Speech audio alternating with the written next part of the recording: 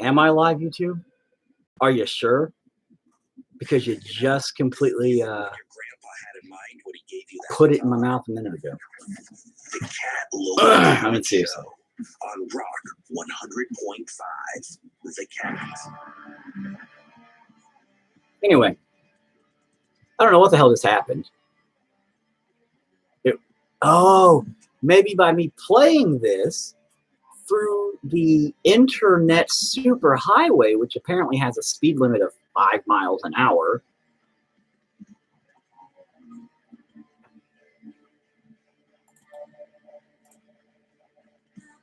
Oh, whoops. I don't have the link now either. My bad. Well, shit biscuits. I can't do a live on here either, can I? Huh, interesting. Anyway.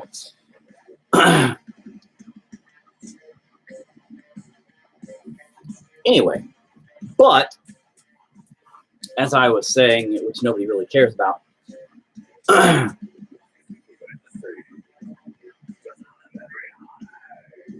very much sounds like Guar when Beefcake is doing vocals.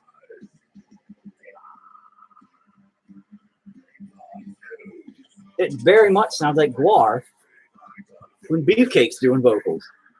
Anyway.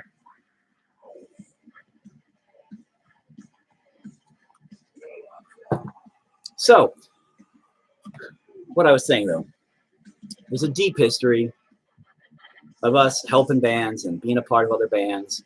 You know, Pitter Splatter. I ended up giving Mike a copy of the music program that I used to write in the music, which is predates GarageBand, I think, predates Fruity Loops and shit like that. This is like one of the earliest programs of writing music on machines and stuff like that. Your Live has issues today. No, I know, dude. It just crashed on me a second ago. So restarted. I don't know. I was on the radio a while ago. I don't know if you were on when it was on, but it played our song Grinder. It was nice. And then I got a shout out for my painting stuff from the radio DJ, which was pretty fun. I didn't expect that. I'll have to yeah. He was like, if you want, you know, some painting lessons, not PBS style, check it out. And I'm like, that made my night. But no, there's like such a deep, rich, and I'm just kind of recording this for prosperity purposes. But there's a deep, rich history behind the band that's been going on for 25 years. Again, not just the music, but I've been trying to help bands. You know, I created Submachine Productions, which was the record label. And I tried to be like a sanctum or whatever it's called for other bands that didn't really have a place to go. So we had a lot of the local bands that were very abstract, or they were new and didn't know what to do because nobody helped me. And that's obvious because I failed miserably. And I wish somebody would have taken me under their wing and would have been like, hey, buddy, let me show you the ropes. But the only ropes I was shown was from a mile away where I could barely see what was going on. And I just had to pretend like I knew what was happening. And I didn't. So I fumbled through absolutely everything. And I probably took 10 years of learning that should have only taken like 1 year, you know? And it was terrible. I embarrassed myself probably more times than not, just asking people questions that I probably should have already fucking knew when it came to, you know, shows and music and recording and this and that. And, you know, but nobody helped me. Our state was terrible back then. It's still terrible, but not as bad. But we used to have a lot of problems where people were shitheads to you. And I hated that. I hated that attitude. I hated that mentality. Everybody here wanted to step on you to get ahead. And I was always like, if all of us are here and you step on this person's head, you just push them down. You're not actually stepping up. You're just pushing them down further, and you think you're higher, but you're not up higher. They're just down lower. We're not going anywhere, guys. And I kept trying to preach to everybody. If we help each other up and we pull each other up and we help each other, we're going to build an amazing music scene. if you can buy their instruments at a pawn shop in a few weeks. You know? The Cat Local Talent Show with your host, Jay Ramone, on Rock 100.5. The Cat. Yep, it's your fault.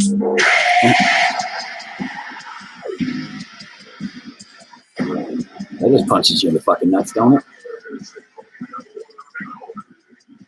But that was my whole thing. And even, you know what? We just were involved, it's been about 3 years ago now, I guess, with the Cat. We were part of one of the biggest music festivals in the state where there's a contest for statewide bands to be a part of this festival where they have, like, you know, Korn come in and, you know, Ozzy Osbourne or whatever, you know what I mean? So it's like this huge fest. It's called Cat Fest. Huge festival, right? And so it was like Battle for Cat Fest. What we did was this, because we were actually going up against, I think, 5 other bands.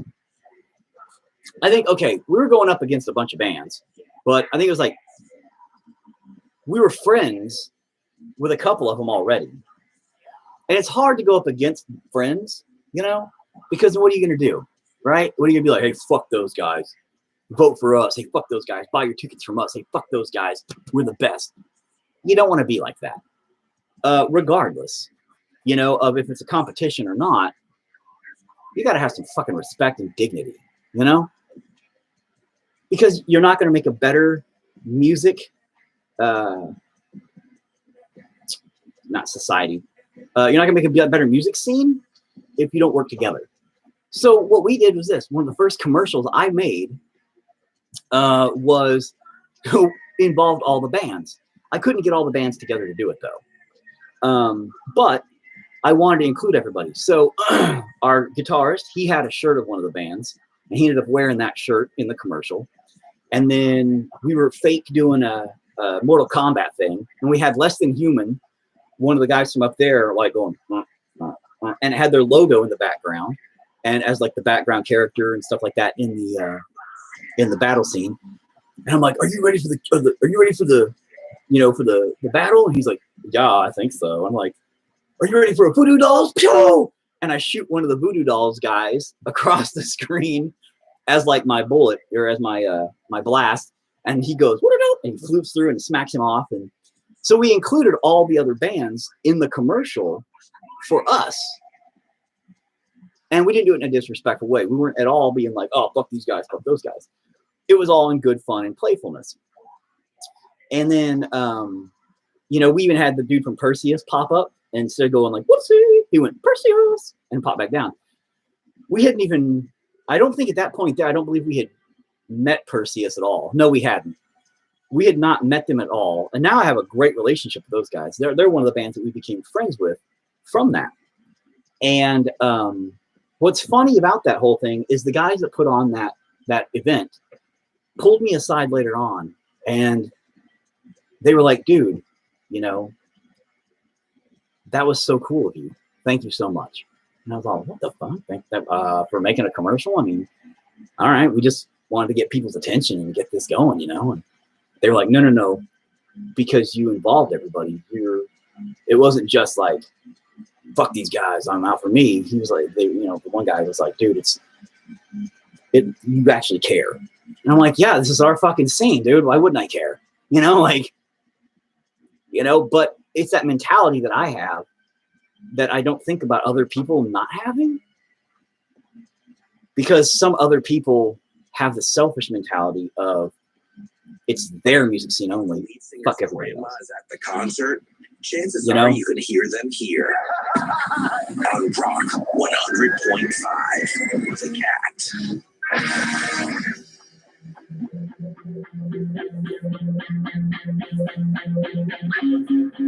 But I don't know if he's gonna play any more of us. I don't think so. I think it's about to.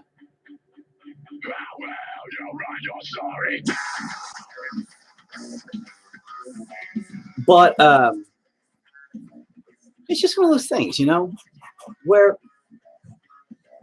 any scene of any sort, you have to band together to make it better. If you're busy stepping on each other, you're not going to go anywhere. So I've always tried to help people, and that's always been my folly too.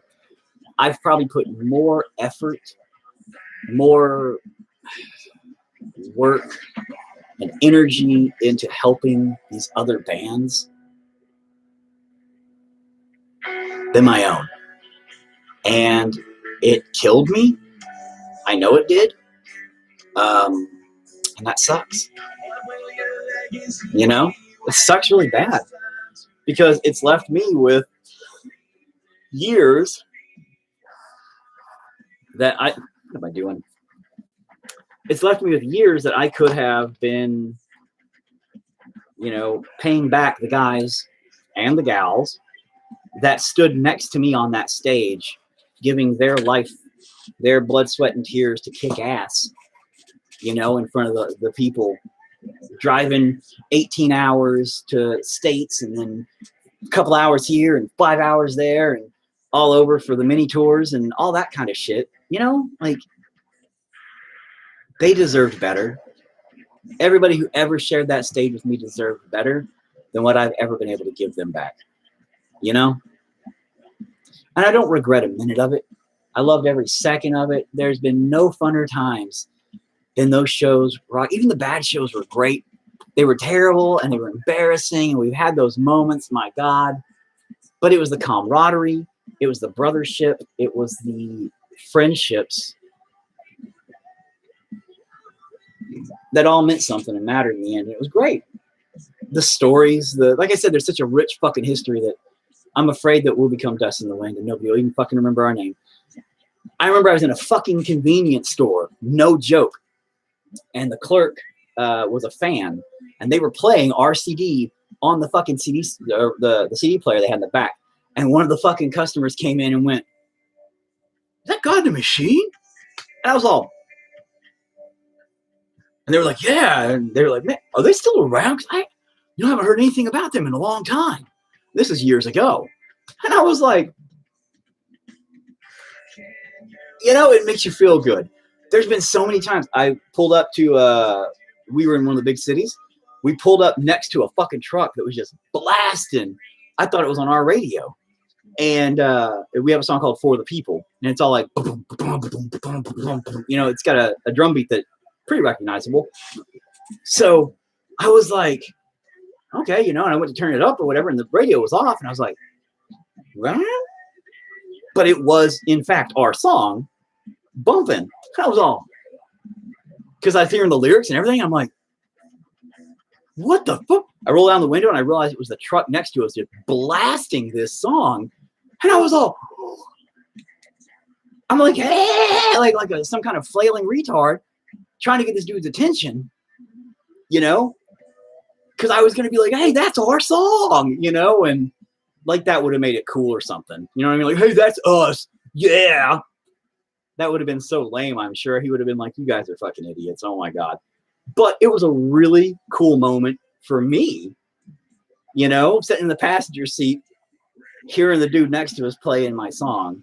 It wasn't mine. It was ours. But you get what I'm saying. I'm the one talking to him. Playing our song. You know what I mean? Like, that's an epic moment.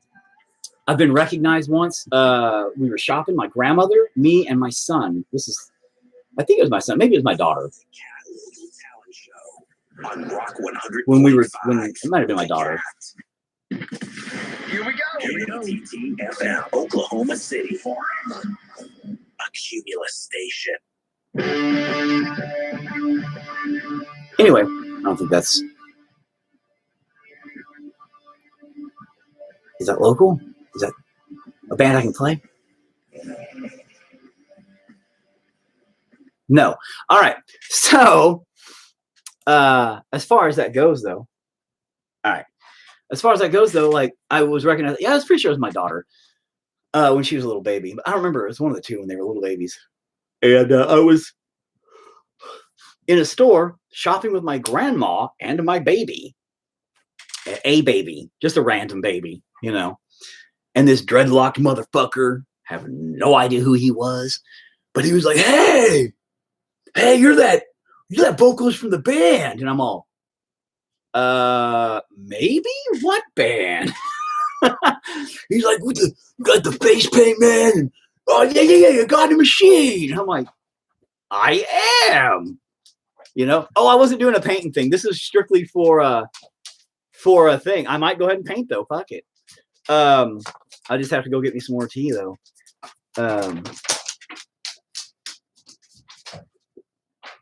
But yeah, the dude with the dreadlocks though was like, "Oh, you got a machine, man? Yeah." He's like, "What are you doing here, bro? You guys got a show or something?"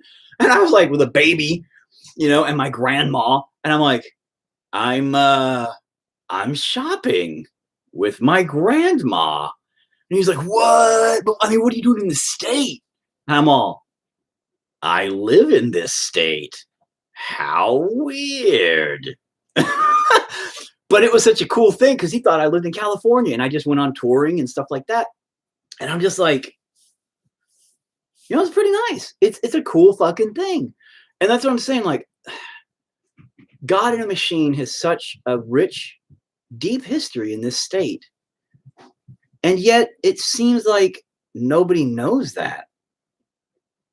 Dude, it's odd being noticed in public. It's happened to me a couple of times, but it's weird when people ask for selfies. Dude, I review Oklahoma beers on YouTube. And I'm out with my family. What? Dude, do selfies, bro, for real. Even if you're out with your family, though, man, be like, hey, do it. But see, I get that a lot when I'm in my face. Like, dude, I've been at clubs. Greatest times ever. When I go to clubs, and I used to have my face paint on before the beard, when I could actually put the face paint on. And, dude, I never had to pay. Never have to pay in this state.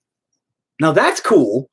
But, like, so, like, when the bands and stuff would be playing, but that's because we've played around here so much that, like, all the, I guess, nightlife people know us, and, like, all the venue owners know us, and, all the club people know us. So we'd go in, or we'd walk up, like me and Relic once, we were in Tulsa.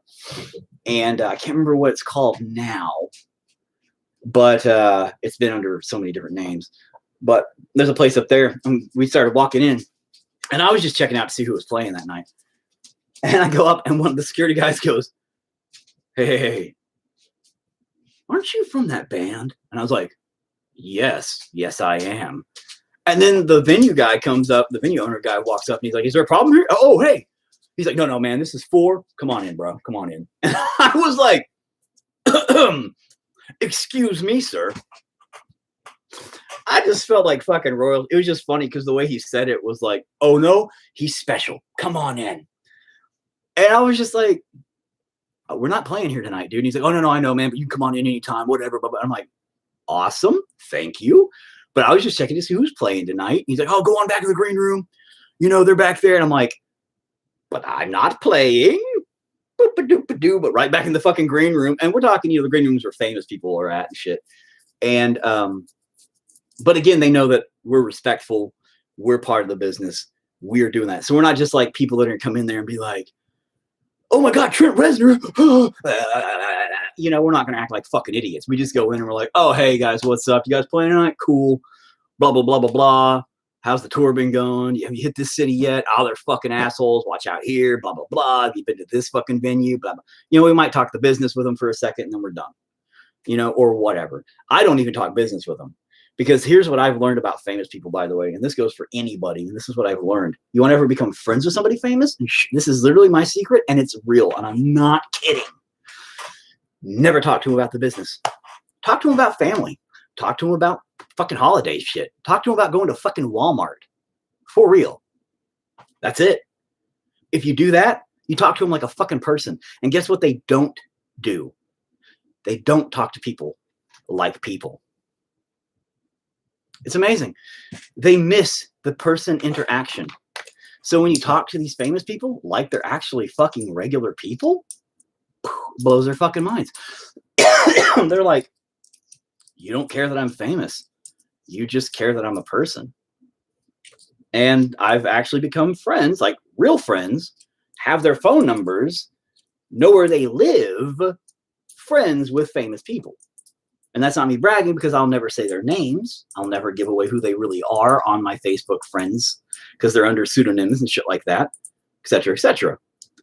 You are gay. But what I'm saying is that's how you do it right there. You want to become friends with somebody famous? Never treat them like they're famous. And it's amazing, you know? They'll love you for it. So here's what we'll do. I mean, fuck it. I'll go ahead and paint shit. Yeah, but I got to go get, I got to get me some more tea. Yeah, I treat everyone like a person. It works for me. Yeah, no, really, dude. It's because when you stand there and you have a crowd, you know, let's say the venue's packed out 500 people. Okay. That's not a huge crowd. 500 people though. And you have 499 people that treat you like this special thing. Oh my God. What's it like being famous? And then you have one person that just doesn't give a fuck. That one person will stand out amongst all of that noise, all of that chatter, all of that identical bullshit. That one person is going to be the red ball out of all the blue ones. And you're going to see it and go, huh, you don't give a shit that I'm famous? So out of all these people that are just sucking my dick, you just want to talk about like bullshit? Fuck yeah, man, let's do that. Like, bro, do you play Pokemon Go? Because goddamn, I am having such a hard time fucking catching one of these. And you're like, oh yeah, bro, yeah, sir. I just caught one the other day down at the park. We have this fucking battle place. Oh man, it's great. And boom, you will have a legitimate fucking friendship that way. I talked to some people in the green room like that once. And before we even hit the stage that night, we were trading phone numbers. Like, for real, you know? And it was a literal conversation like that because a couple of the other bands, one of the local bands there, they were just like all over their nuts. Like all over their nuts. Like, oh my God. Oh, remember this tour that you did 2 years ago with this band and blah, blah, blah, blah, blah, blah. And I was watching it and the one dude was like, he was just like, yeah, man. I mean, it was cool. We know him. And the band was like, oh man, here's my CD. Can you like, you know? And I'm like, so then when the guy came back over, he came back over and he just sat down. And I was like, don't you love it? Don't you love when that happens, bruh? And he was like, yeah, it's great, man. And then after that, we just started bullshitting about random stupid shit. Because I was like, have you tried the sandwiches yet? I hear they're chock full of E. coli. Oh, it'll be so much fun after the show. Think about it. You and the toilet will become besties. And I was just saying stupid shit like that. And they were cracking up. And then they were like, man, what band you in? I'm like, oh, Vocals for God and Machine. And they're like, oh, okay, man, what time you guys go on tonight? I'm like, I think we're playing actually right before you guys. I think we're the last local guys. And then you guys are the main thing, you know? And they're like, oh, yeah, definitely. Okay, cool. And they're like, I'll definitely catch you guys. And then we started bullshitting even more, and it blossomed, you know, so to speak. It was pretty cool. What? After you're done with that live, can you come call me? Yes, go to sleep now. Good night. I love you. Bye-bye. When did you start? Who knows? Good night. Go to bed. Turn off the lights.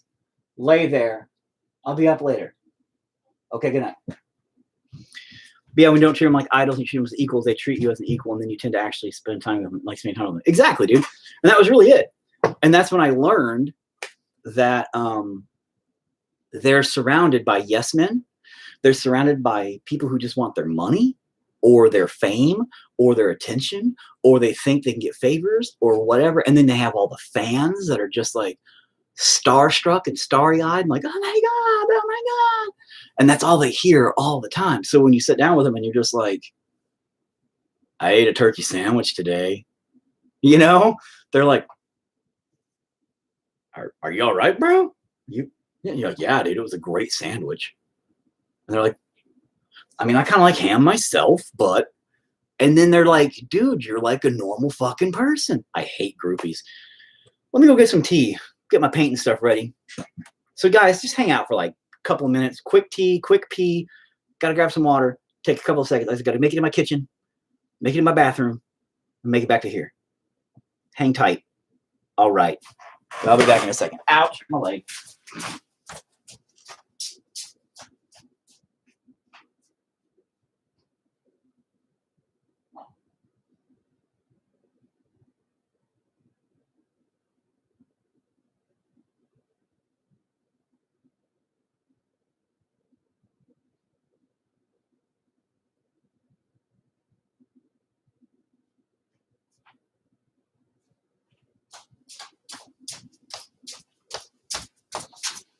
Let me pee and get some water. Where's my water bowl? What the fuck was that?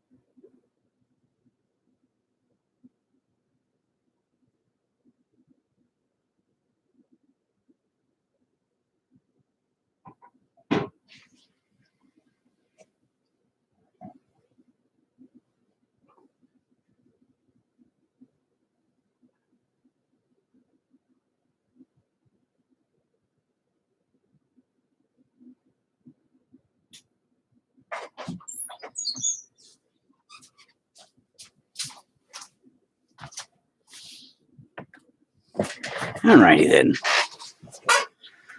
Huh. You know what? I guess I can do a Facebook one too. While I'm at it, I guess.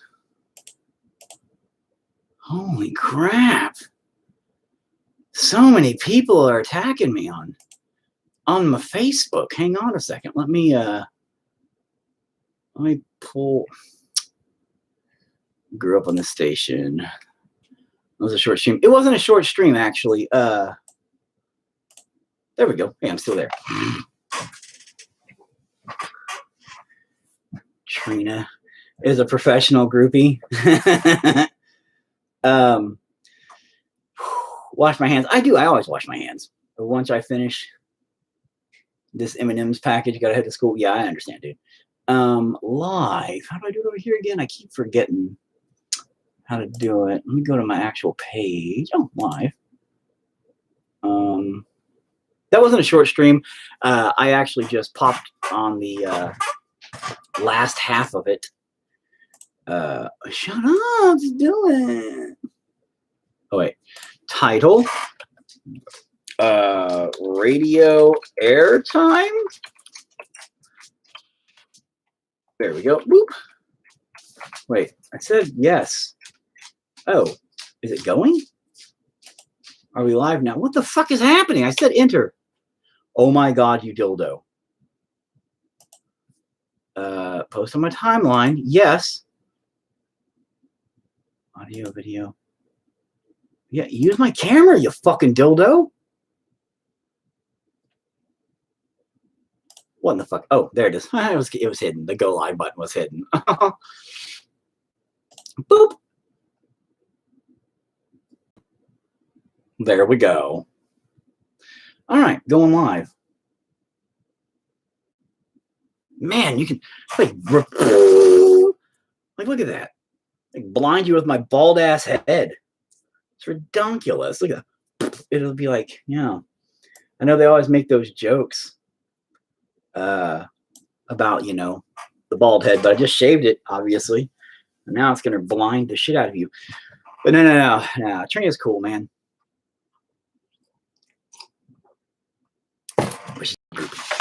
No, I can't, like groupies, real groupies. My thing about that is, I just can't handle that idea. Would you stop being a dildo? What the fuck, dildo? I can't really handle that business. Cue ball, fuck you. And fucking get a haircut, hippie. What do you think about that? Yeah, I said it. Now what? But I've had chicks at shows. Oh man. There we go. I've had chicks at shows that were a little too handsy, if you will. And that's why I'm glad we had security guys. You know, my security guard Buddha, love that man. We also had Pretty Boy, and we had War, and we also had Holy Man.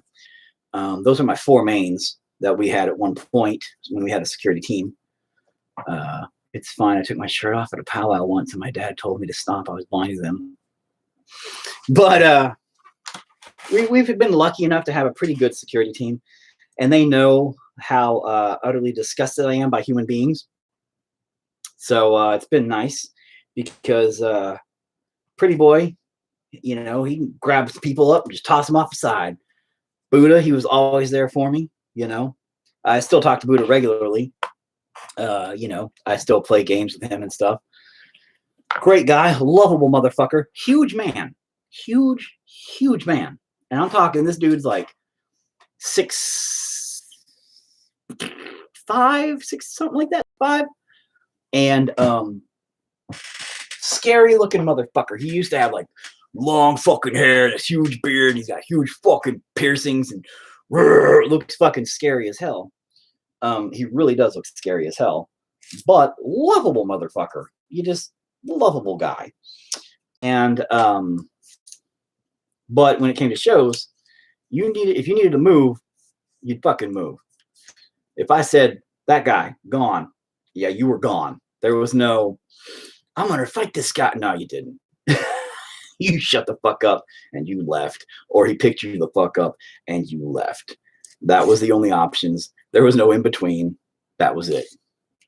So, but Holy Man, he's like, dude, he's like probably 300 pounds of pure fucking muscle. And I mean that. His arms are as big around as I am. It's ridiculous now.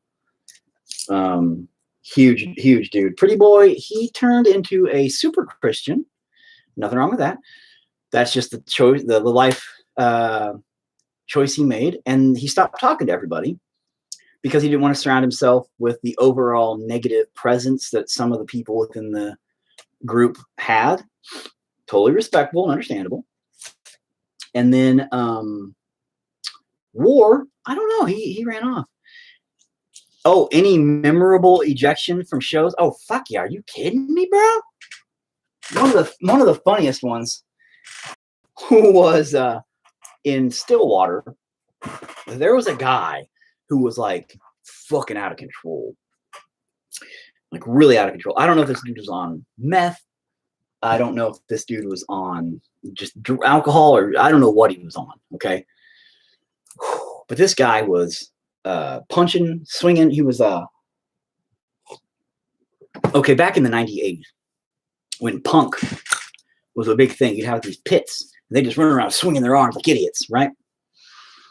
And this dude, we were playing at it's a hotel. There's like a big fucking, like, I don't even know what you'd call it, like a room for a venue. It's like a venue room. I don't know what it was. I have no idea anything about it, but it was a big ass venue room. And oh, my paints are all down there. God dang it, paints! I usually have them all up here with me, but all right, whatever. But no. Anyway, this guy, he was just being a fucktard, and he ran around. He smacked a couple of chicks. We were like, bro, what the fuck? And he calmed down. And so everybody was like, all right. And then we were playing. And when we were playing, this dude got riled up again. Because, I mean, I guess, we're pretty aggressive. So it makes sense. You get kind of aggressive. But this guy started getting, like, he's like, they got bug-eyed and started, like, jerking around at us and stuff. Me specifically. And he kept being like, like pointing at himself and pointing at me, and pointing at his head and pointing at me. Now, I'm pretty sure what he was trying to signal was, I'm going to headbutt you. So here I am. And we didn't have a stage. This was one of the floor shows. And I love the floor shows because we used to have what we would call the stage raid, where we'd invite everybody just to run up, and we'd all basically mosh pit on the fucking, like, right there together. So they would literally be a part of the show all together, and it was nuts.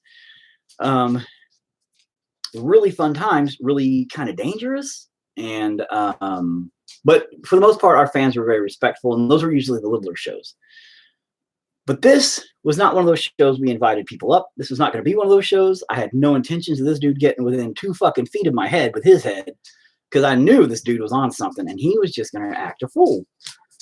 Well, Buddha, because my guys, they're on sides they're always on the sides, in the back, because we have a method. It's not just, hey guys, you're just gonna be like my security guys, cool, bro. No, there was a system. So I had my guys on the side, Buddha's in the back.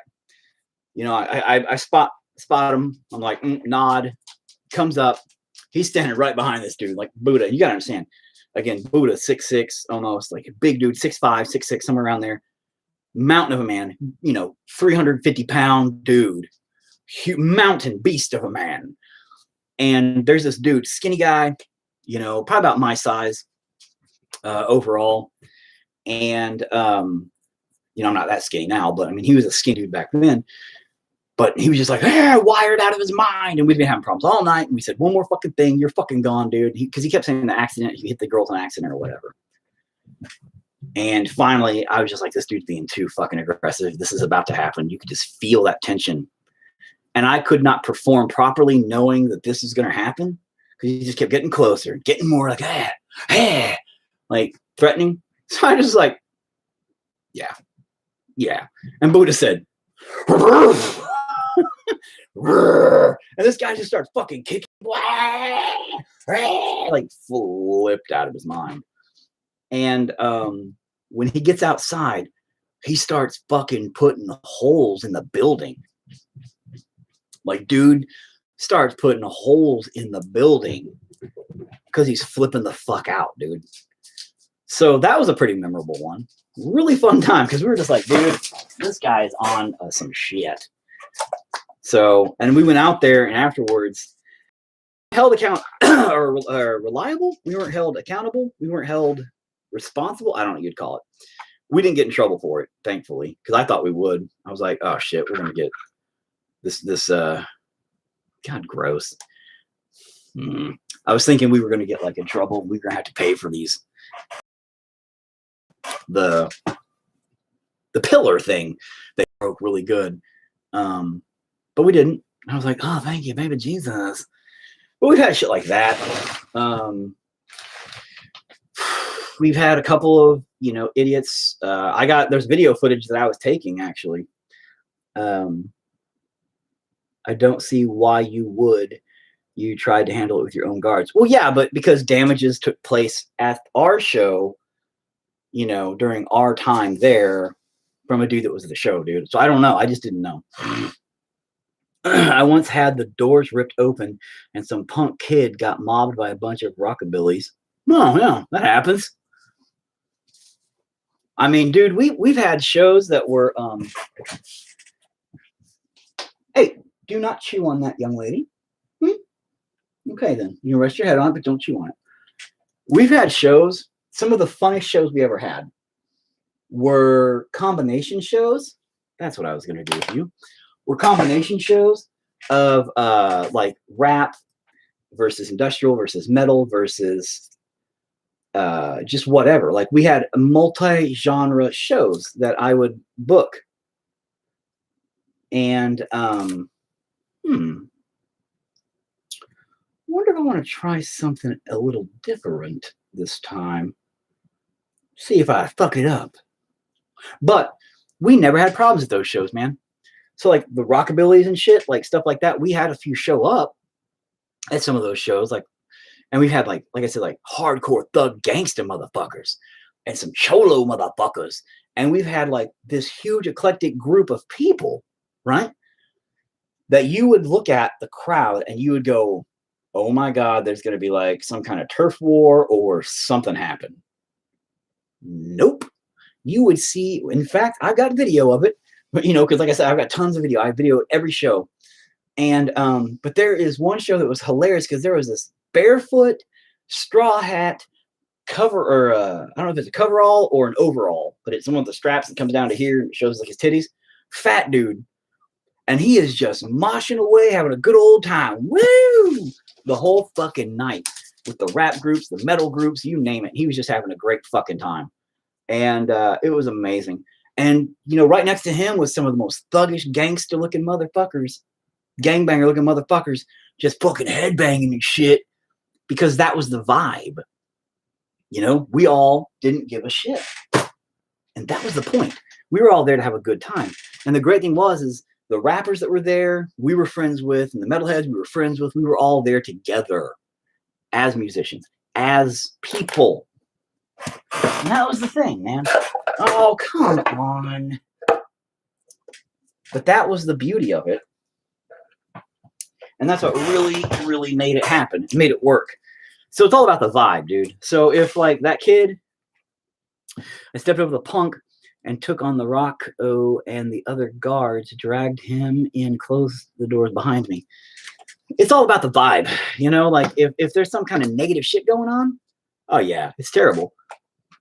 That's why you got to get rid of that negative shit. And that's why like my guys were always really good about it.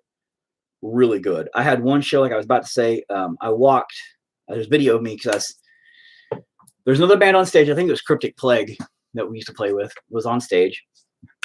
And I was walking past and I thought they were moshing. I didn't realize what was going on, but they were fighting. And like, I'm right here, like, boop, with the camera, right when they just go whoof in front of me. And the dude's like, you know, and I almost got hit. I almost got punched in the face because it was like right there. And I was all, motherfuckers came over. It was War that came over. He said, and he's a big old boy too. You gotta understand this dude, and he fought. See, Buddha doesn't fight. Buddha's so big, when he says you move, you move. Dude too. But people like to fucking challenge him. And he loved when people challenged him. He just liked to fight. It didn't matter win, lose, or draw. That boy just liked to fucking punch stuff and get punched by stuff, which is why he was perfect. But he never did it. He didn't start it. He knew the rules. He knew how to do it. It was never, dude, you can't start shit. And he's like, I know, man, I know. He was very respectful. But goddamn, yeah, he was like, he jumped in as soon as he could. So it is what it is, man. But it's all about the vibe, dude. So if, you know, rockabilly, I know punks, like a lot of the punks and rockabilly people, and a lot of that vibe is kind of more, you know, woo, let's fucking be idiots a lot, unfortunately. All right. So that kind of sucks. And I don't mean idiots, I mean, you know what I mean? They're a lot more, you know, swinging around like idiots and hitting stuff and things like that. You know, the metalheads, surprisingly, are very respectful, generally speaking. They have a lot of times where if you're in the mosh pit and you fall, they'll pick you up. A lot of the old school metalheads. And they'll pick you up. And they'll be like, hey, bro, it's cool. Get up. Let's help you. And like girls and stuff, especially. Or kids. You know, they were always really, really supportive and positive. And so that was like a different world back then, different vibe. I don't mean to use these new kid. You vibe, man? Is that vibe? What kind of vibe is that, man? I'm like, oh my God, vibe. But you know what I mean. But the punks and stuff, I know they were always pretty aggressive. Especially those Blink 182 punks. That new age punk was scary. My God, geez, huh? Am I right or am I right? Yeah. Oh, but you know, I get way too much paint for so little. Is vibe really that new? Well, no, the way it's being used, I think, in your generation is like kids going like, oh, just vibing. Because like we used to say shit like that. Like, but then it kind of went away, and I guess it's coming back for you guys' generation. And a lot of kids these days think they invented it, is what I've noticed. One of ours being where they're like, oh, you don't even know what that means. And I'm all, you do realize words that you say came before you were even born, right? I'm like, yeah, that's kind of how that works. It's like, what the fuck? Like, oh, we never said the word vibe. Or what was the other one that like she was saying? Oh, sus, right? Like our kids are like, because we were saying something about, oh, that is kind of sus. And they were like, you don't even know what that means. I'm all, it means it's a little suspect, a little suspicious. And they were like, no, that means that like there's something wrong going on there. That means that you don't know there's something wrong with them. And I'm like, it means suspicious, which means something wrong's there. The real word's suspicious. I was like, sus is a shortened term for suspicious. Like, you guys don't even know what the fuck. You don't even know where your words are coming from. It's like you kids these days. I'm that old man. You crazy kids these days and your crazy hooga booga words? It's like, come on, bro.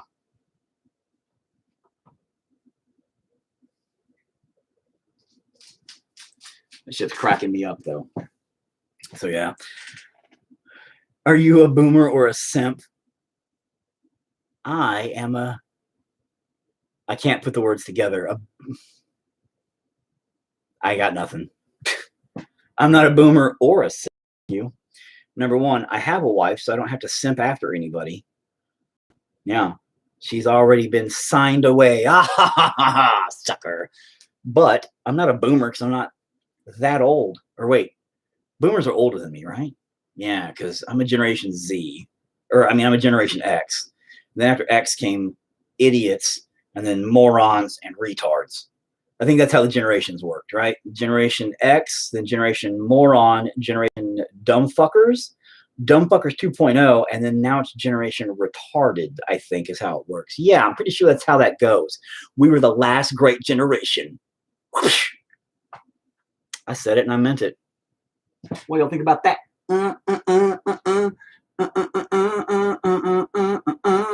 Eat a dick. No, really, we were. It's not you guys' fault, though.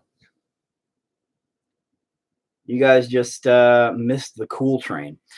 I just always thought vibe felt like that feeling in the room, like that awkward, eerie feeling, otherwise known as the awkward silence, or it's a really joyous feeling or just a sad feeling.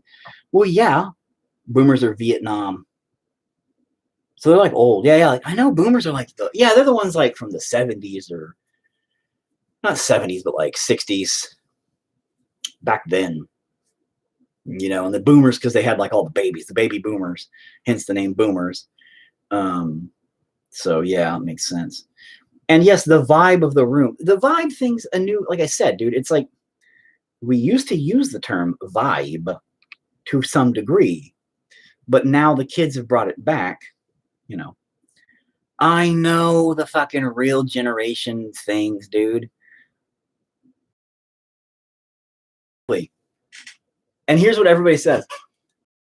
You guys making fun of these new kids eating Tide Pods. Well, you guys did dumb shit too. You guys did this and you guys did that. Yeah, you know what? We did, but we didn't eat fucking Tide Pods. We didn't look at a laundry detergent and go, I'm pretty sure that's food. I'm pretty sure that's food. Yeah, I'm going to, nom, nom, nom. Oh, yeah. And then the kids watching that went, I think that guy died. You know, I think I'm going to do that too. I think that's food. Yeah, I think I'm going to do that. Literally retarded. Retarded generation. Like that's all there is to it, bro. It's not you guys' fault. Again, something went wrong in the genetic line. We made mistakes. I'm pretty sure that actually there is something wrong in the water system. I think the government probably tried some experiments and they went, ooh, we fucked up. I watched CKY clips yesterday. Congratulations, but sex jelly I don't think really counts as anything important. But thumbs up for you, buddy. Anyway, yeah, I'm just saying, like, you know, the world's a weird place.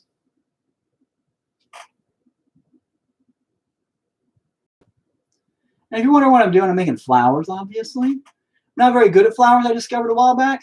I have no fucking idea what flowers actually look like. By the way, it's interesting. I guess I don't actually go outside. Somehow I haven't got scurvy yet. Not to mention we've had two similar apps, Musical.ly and TikTok. Actually, Musical.ly is TikTok, if you didn't know that. I've been schooled by one of our children. Apparently TikTok bought out Musical.ly and just whoop. Which are filled with adults, child predators, bunch of weirdos, and just wrong people. There's also really embarrassing kids. Future reference, I'm now on TikTok. Go find me, God in a Machine. TikTok/God in a Machine. That's true. Unfortunately, the internet has made everyone thrive for fame and common sense died. 100% accurate, sir. 100% accurate. Where that's really what I was going to get at. was kids went, you know what? They got famous for eating a Tide Pod. I want to get famous. Well, I'll just eat a Tide Pod too. And then Tide Pod Challenge is born. Or Snorting Condom Challenge is born. Or Eating Cinnamon Challenge is born. Or repeat process, give it a new name, hashtag this, hashtag that. The first few hundred to do it are famous. The next few thousands to do it are fucking idiots. They're all idiots. And CKY is what came before Jackass. Yes and no. I know what CKY is. It's Bam Margera's fucking brother's shit. And CKY was like the band, and it was all the shit that him and Bam shenanigan thing to do. I know, dude. But, yes, Jackass existed. Here's the difference, though. Are you ready? Jackass, and this goes along with what was just said, Jackass was during television era, not internet fame era. And a lot of people argue that, well, no, because the internet was around in the late 90s. Shut the fuck up. No, it wasn't. The internet existed in the 90s. The internet was not readily available in every single home for way later on. The problem is nobody can remember back then very well.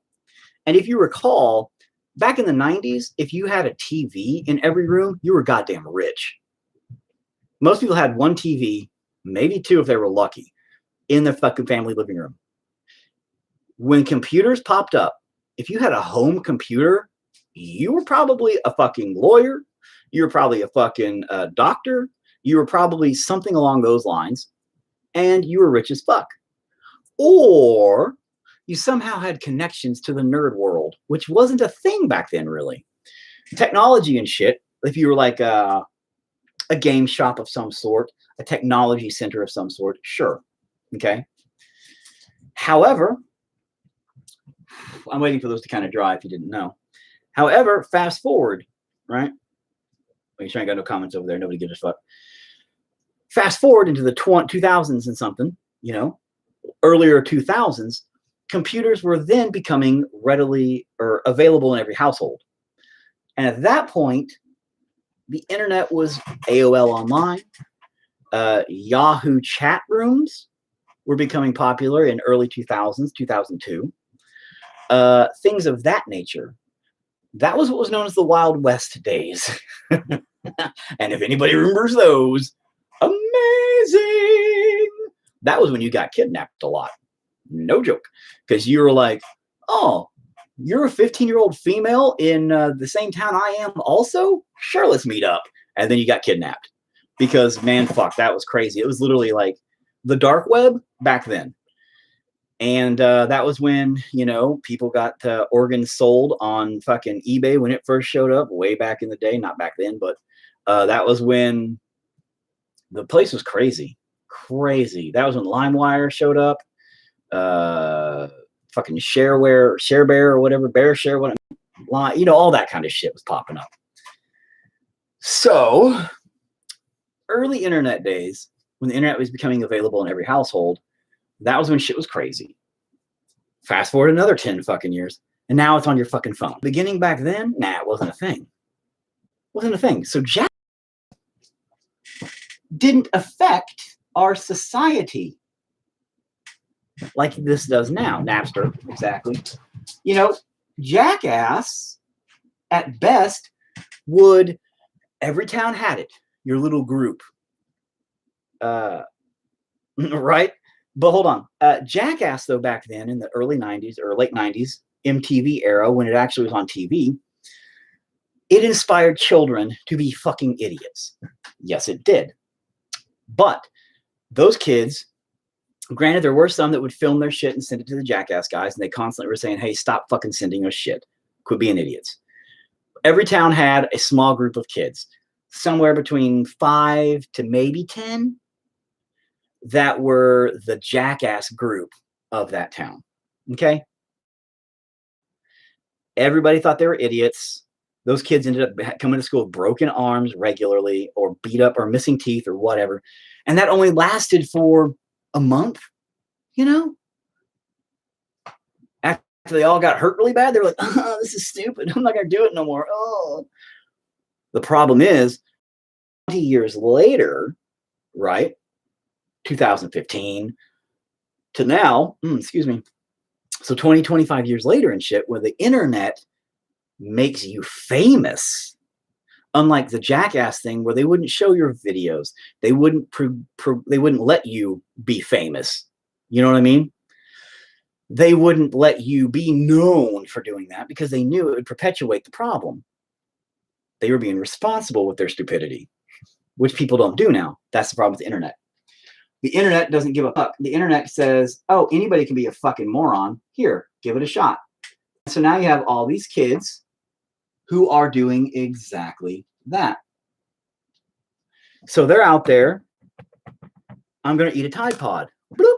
And they get 1 million fucking views in a day. And that inspires everybody else to do it. The problem is the internet doesn't fade out in a month. The internet perpetuates itself inevitably or in forever because people don't catch on to the challenge up front. It's months later. So what would have been just like a week challenge of stupid kids becomes a year challenge of stupid kids. Blip, bloop, let's eat some Tide Pods. Exactly. Anyway, well, that and social media now is able to control almost every aspect of our lives, banning political figures because you don't like them, but keeping child porn on your site. Pretty much. I don't think anybody wanted my organs back then. True. I don't think, nobody would want my organs. Right now, they'd be like, Jesus, dude, you need to take better care of yourself. And yes, for the 20th anniversary, they are filming Jackass 4, and all the dudes are now in their 50s, but there were places making Tide Pod cookies. I don't know if you're joking or not. Terrifying. But the Jackass 4 thing, if you follow any of them or talk to, listen to any of them talking, like Steve-O and stuff like that, Steve-O got sober. A lot of them are working towards being better people in general, except for Bam, who is a fucking clusterfuck, apparently. Like that man has lost his goddamn mind. Future reference. And I know everybody's going to be like, oh, it's because, his buddy died. I get that Ryan Dunn died and shit, but Bam just lost his shit. Oh, you're so not joking. Well, Tide Pod cookies, I can see being a thing. Sure. Why not?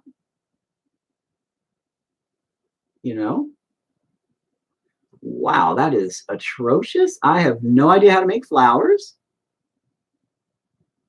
What am I doing, people? Ugh. Barf in my mouth and up my butthole.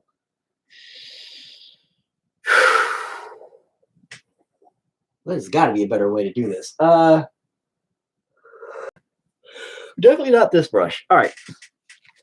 Well, again, capitalism. And I say again, like I said it already. Capitalism, though, is a big thing, too. Don't forget. So if you see an opportunity, you're going to take it. So Tide Pods. Let's make Tide Pod cookies. Of course. That makes complete sense, man. You know what I mean? I do not doubt that for a goddamn instant. Wow, that's trash. Where's my scissors? Back there. Awesome. I mean, I like being born in my generation because it means I don't exactly have to try hard to find something. I can just look it up pretty easily. And that's true, too. The internet's great because of that. And that's what the internet should have always been. But now we're looking at like the cancel culture. We're looking at, I know my wife yells at me for this all the time, but it's interesting because racism is on an all-time high again. And it did calm the fuck down. And I'm not saying it disappeared. I'm not saying it wasn't existent. I'm saying it seemed, minus the business end, minus the you know what I mean, like the political end, the business end, that end. It seemed like we were all racially more harmonized just a few short years ago. And now it seems like we are in complete disarray, and terribly so. The internet has become way too politicized, sensitive, and just way too overdramatic. Exactly. We have went from it being a tool to learn to being a tool to try and force everybody else to believe what we believe. Fuck you. You're garbage. If you don't, I got attacked today. Oh my God. My fucking, I'm sure my bell icon, it's like 60 fucking comments now. I am in this group that is, oh, much better. Yeah. That looks pretty nice. I can deal with that. Okay. Yeah. Look at that. And testicles. I'm in this group called Godless and something Irreplaceable. I don't even know what it's called. I don't even know how I got in the group. But this notification popped up and I'm all, huh? Godless and Irrefutable or something like that. And I'm all, when did I join this group? Like I think I'm currently a member of like 1,000 fucking groups, all of which 5 I've joined myself. So I'm like, huh. So I clicked on it and it has a picture of the Beatles, little kid burning the Beatles cover or whatever. And it said cancel culture, Christians trying to cancel the Beatles in 1966. So my comment was something along the lines, I can't remember. Like, I was like, wait a minute, but the Beatles suck. So maybe if they're just burning it because they realize the Beatles sucked, I can get behind that. Okay, being an asshole, because I love being an asshole. And at that point there, everybody fucking went ape shit crazy. Like, they went fucking nuts about me. They were saying, like, one dude said, you look like the 300-pound guy that sits in his mom's basement and complains to people on the internet. Number one, my account's private. Okay. Number two, my cover photo is me being apart, my face, keep in mind. So it's my show face. You can't even see my face or my human face. You only see one of the skinned, peeled faces all, in the Apollo mission that blew up or whatever the fuck it's called, the Challenger mission that blew up. And I'm in one of the people, I'm back in the back, like, and, it says, oh, that was a pretty rough day, anyway, but it's that. And then my actual profile picture is the cartoon me that's on my YouTube channel, on my every channel I am. So I'm like, all right, bro, whatever you're into, a little weird, but I'm all, what picture of me are you even looking at? He never responded. Everybody attacked me, though. They're like, you're a piece of shit. You're garbage. I hate you. Hope you die, kind of shit. I'm like, all right. I was like, you guys do know that people can have an opinion different than your own. And that's all right, right? Like, it was pretty funny shit. Oh, yeah, no. They went on to my grammar. And dude was like, said that I was a drug addict. He said, well, the drug addiction is obvious with this one, that run-on sentence. And I was like, number one, fuck you. I was like, you fucking piece of shit. I mean, I fucking got mad because I was like, I have a mental disability and I don't know how to write for shit. And I can't, my grammar comprehension skills are garbage. And because of that, I try my best. And then I have to deal with fucking assholes like you. Fuck off. And then I came back and I'm like, you know what, dude, I'm sorry. I shouldn't have been that way. I apologize. And he comes back with, treat strangers with kindness because you never know their life. So I thought he was saying in his own way, kind of like, okay, let's just bygones be bygones. And then just down the line, he was like, you're a fucking idiot, 100% certified. You're a moron. Hope you enjoy your basement. Like, what do these people have against basements? Basements are fucking awesome. I wish I had one. I don't. My wife was saying that too. She's like, but if you had a basement, you'd love that. I'm like, I know, right? I'm like, what is their problem against basements, wife? It was pretty good times. But I wished everybody the best. In the end, I was like, you know what, guys? I got to go spend some time with my wife. I was like, yes, somebody married me. Yes, I'm amazed too. And, I was making jokes with some of the people. There's a couple of people that were trolling with me. And they were trolling me back. And I was trolling them back. And that was fine. That was good times. And a couple of people were sincere with their comments. And we had good conversation. And that's fine. But there's so much hate. I'm just like, guys, you're grown fucking men. Like, some of these guys were like 50s, 60s, maybe. And I'm like, you guys are acting like fucking kids. Like, I kind of understand, like, your generation, like these younger millennials and Gen Zs, or God knows what the fuck ever you guys are calling yourselves these days. But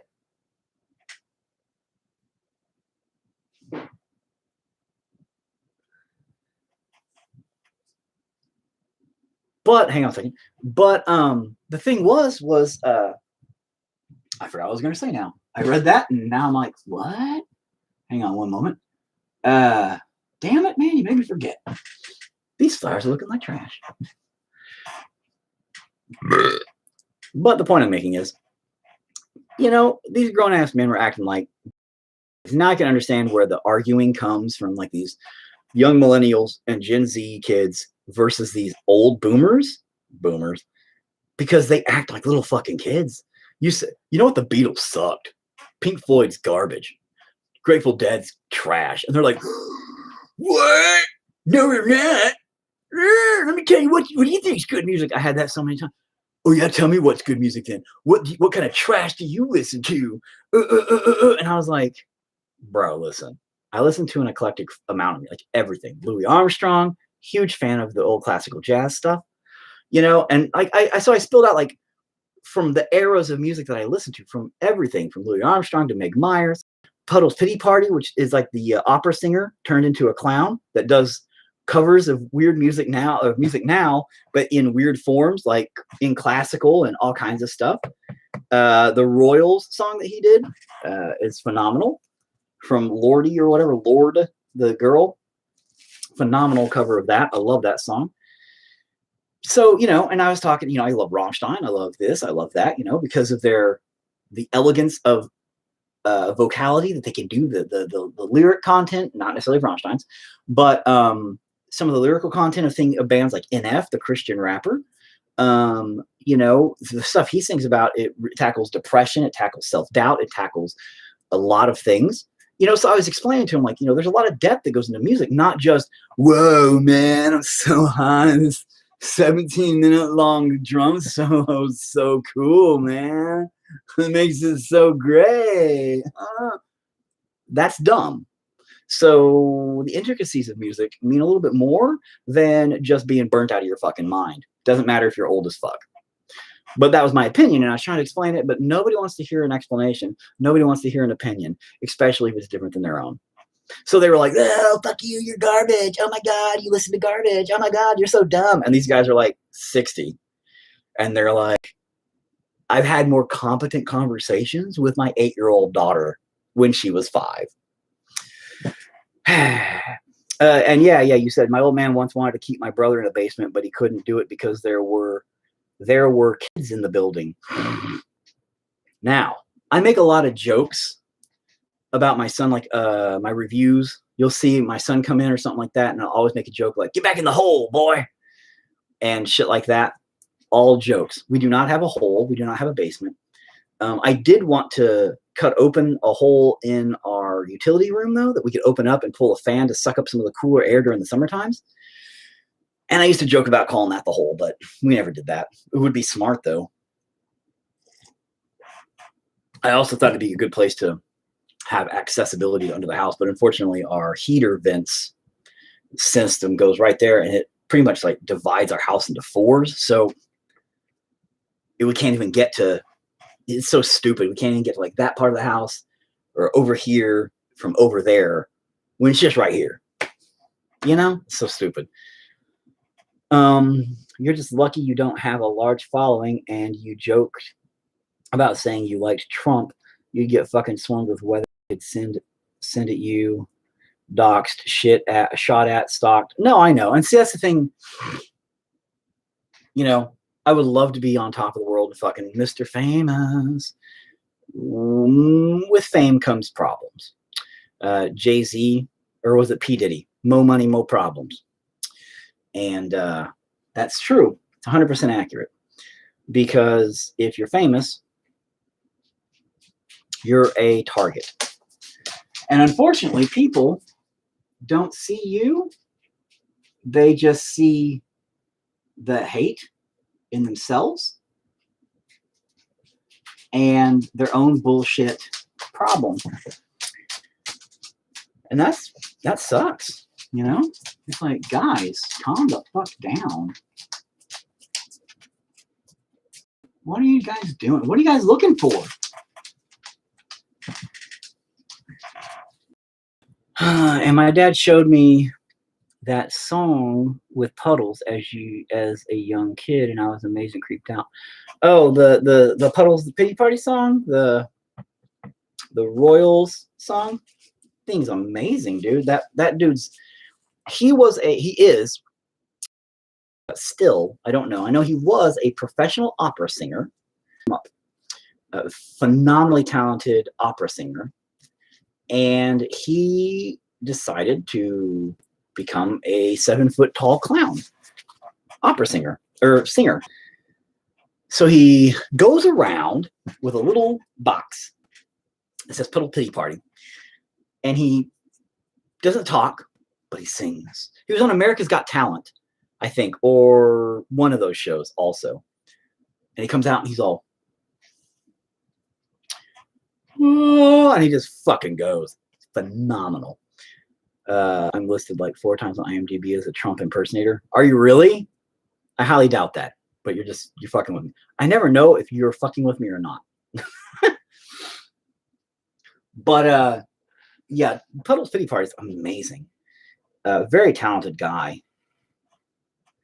And you know, I've talked about him a bunch of times, and it's interesting because these same people who are going to tell me when I say the Beatles sucked, and they suck, it doesn't matter who I say. Have I checked out your IMDb? I didn't know you had an IMDb. No, because I didn't know that you were in movies or anything. You know what I mean? So I didn't realize you had an IMDb. I'm also on IMDb, ironically. But not as much as I should be, which is weird. But that's just my own arrogance. I'll have to find you on IMDb, though, man. But I forgot what I was fucking saying. Doesn't matter. Just that guy's an amazing vocalist. And you should definitely check him out if you haven't ever checked him out. Because, no, what I was saying was this. To the group that I said the Beatles sucked. No matter what I would have said I like, they would have said it's garbage. Dude, my son can still sing like a motherfucker, dude. The other day, he was in the kitchen or something. And, well, not the other day. This is actually months ago, sorry. But he was in the kitchen area or the dining room area or something. And I didn't think it was him. I thought it was like something he was listening to on his phone or something. But god damn, hitting some notes. And it was more chorusy, more operatic, you know, very elegantly done, amazingly beautiful sound. And I was all, son, was that you just singing? He was like, oh yeah. And I was like, oh my fuck. And that was the first time I've ever heard him, because he never let me come to any of the choir things. He never would.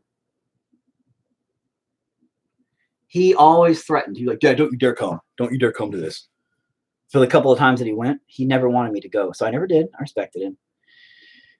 I never knew he could sing like that. I'm like, god damn, that boy can sing. Like sing, you know, when he really tries. And I was pretty impressed. I was like, son, what the? I never knew. He's like, well, yeah, Dad, I was in choir. I was like, I know you were in it, but you never let me fucking go. So, like, how am I supposed to know?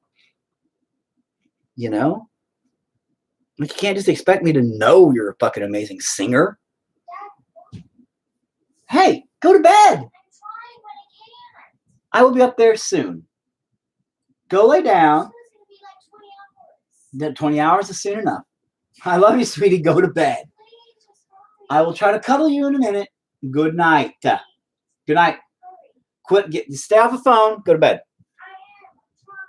Then just go cuddle up to yourself, and I'll be up there in a minute.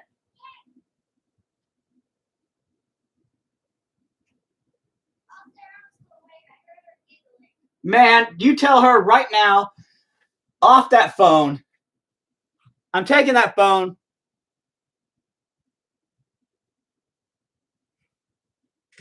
That's not surprising. I don't really ever want my dad to come as well. I let my dad come when I did solo, but that time my teacher forced him to come. Yeah, see, he didn't want me to come whenever he was doing solo stuff. He was like, no, my God, Dad, no, stay away. Oh. I'm like, son, I mean, if you have a talent, big deal, bro. Like, if you're good, I was like, if you suck, then no. I mean, obviously you don't want people to show up then because you suck. But if you're good, then be good. Just be like, yeah, I'm good, bro. Let me show off my powers to you, Dad. You know? God, those flowers look like garbage. Oh, I'm an idiot. I don't know how to paint flowers. It was really cool to have my my painting, though, shouted out on the radio tonight. That was nice. He says, if you ever want painting, you know, lessons in a non-PBS Bob Ross style, go check him out. And I'm all, thanks, man. That was cool. My band gets the attention and I get the shout outs. But man, I tell you what, people, I wasn't even going to paint. I was just really wanting to preserve the radio spot because I didn't know what song he was going to play. I thought he was going to play something else, like maybe older or shittier than Grinder. I'm glad he played the Grinder, which was the radio friendly edition, which he would have to do. Obviously, you can't play curse words on the radio. I imagine they have the few songs that are radio friendly because I had to edit a few specifically for that reason. So I imagine those are just set off aside. But you never know. We have some older ones. I know he just mentioned posting or putting up some of our older music, loading them into the servers about last week, you know. So, I don't know.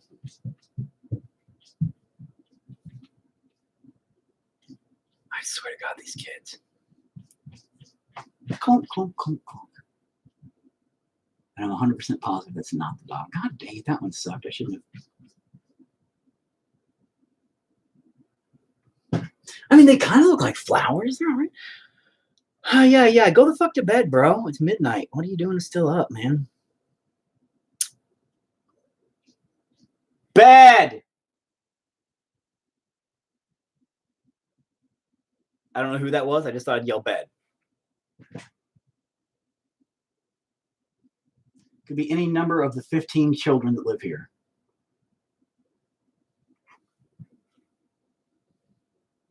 Just at random, I have to yell bed to make sure they know bed.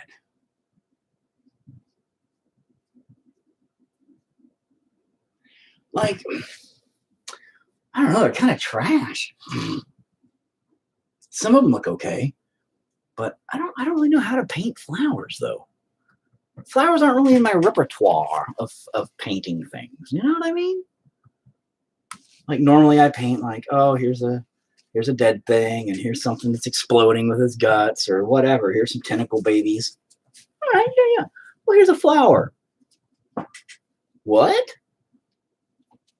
Flowers? What kind of trash is that? Apparently it's a fucking thing. Yeah, flowers, they exist. Whatever. Fucking flowers, I guess. Little green. Gonna try to, I guess, make some stems and some leaves. Maybe that'll help to help associate your mind that they're flowers and not just stars in a green outer space. I don't know, man. I don't know. I'm burning the fuck up. I think I turned my heater up too high.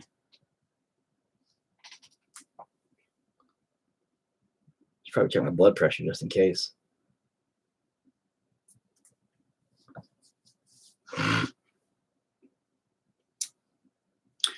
Maybe I should have painted them like that. Well, actually, they look kind of good like that. Oh, damn it. They actually kind of look pretty good. Like decent. Like, you look at them up close, they kind of look like little bloomed flowers. Yeah, that's actually, they don't look that bad upside down or right side up. Really, they just look retarded when they're upside.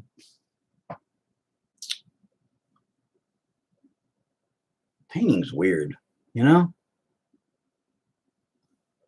Painting is a weird thing.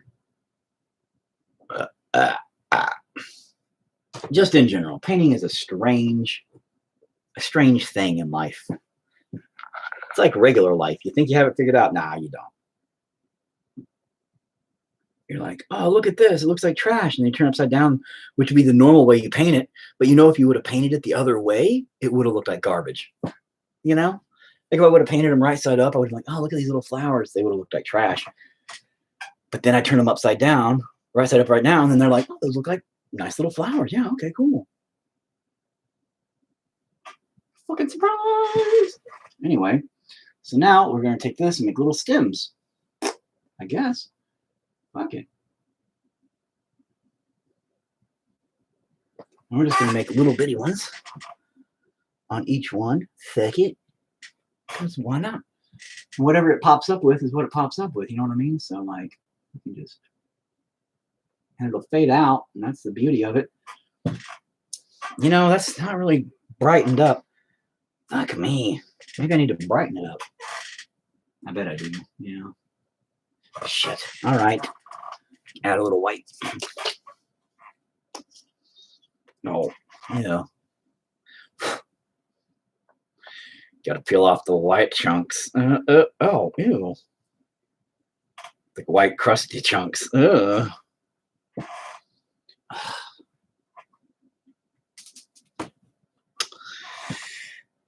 Welcome to my life. Just throw it in the floor to be fine.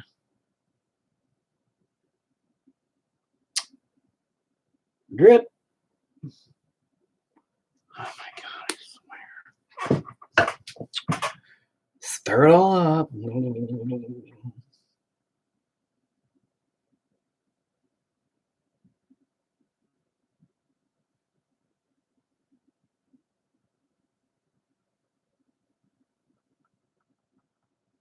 Yeah, that's nice. That looks like a nice little plant green. You know, I really what I should do is I should have multiple camera angles, but then I'd have to record this and then post it as opposed to do it live. So that way, you know, I can do the cut from one camera to the other, which I thought about starting to do for my reviews. You know, I thought it might be a nice change, and that way I could like look over. Oh, can you see it closer? Yeah, hang on a second. I just saw that. I don't know if you're still on there or not. Hang on a minute. Let me get that. When did you even post that? Like 2 minutes ago. Are you still on there? Shit. I can't ever tell my Facebook. It's always wrong. Yeah, I know it's a little off because it's, oh, yeah, that way. Oh, see? Just kind of updating what I'm doing with it.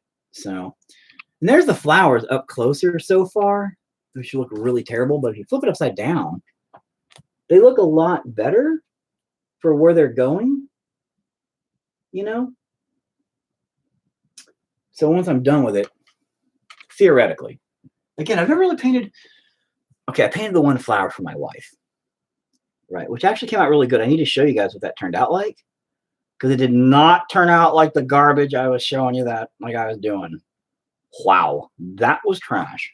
But it came out way better, and I liked it a lot.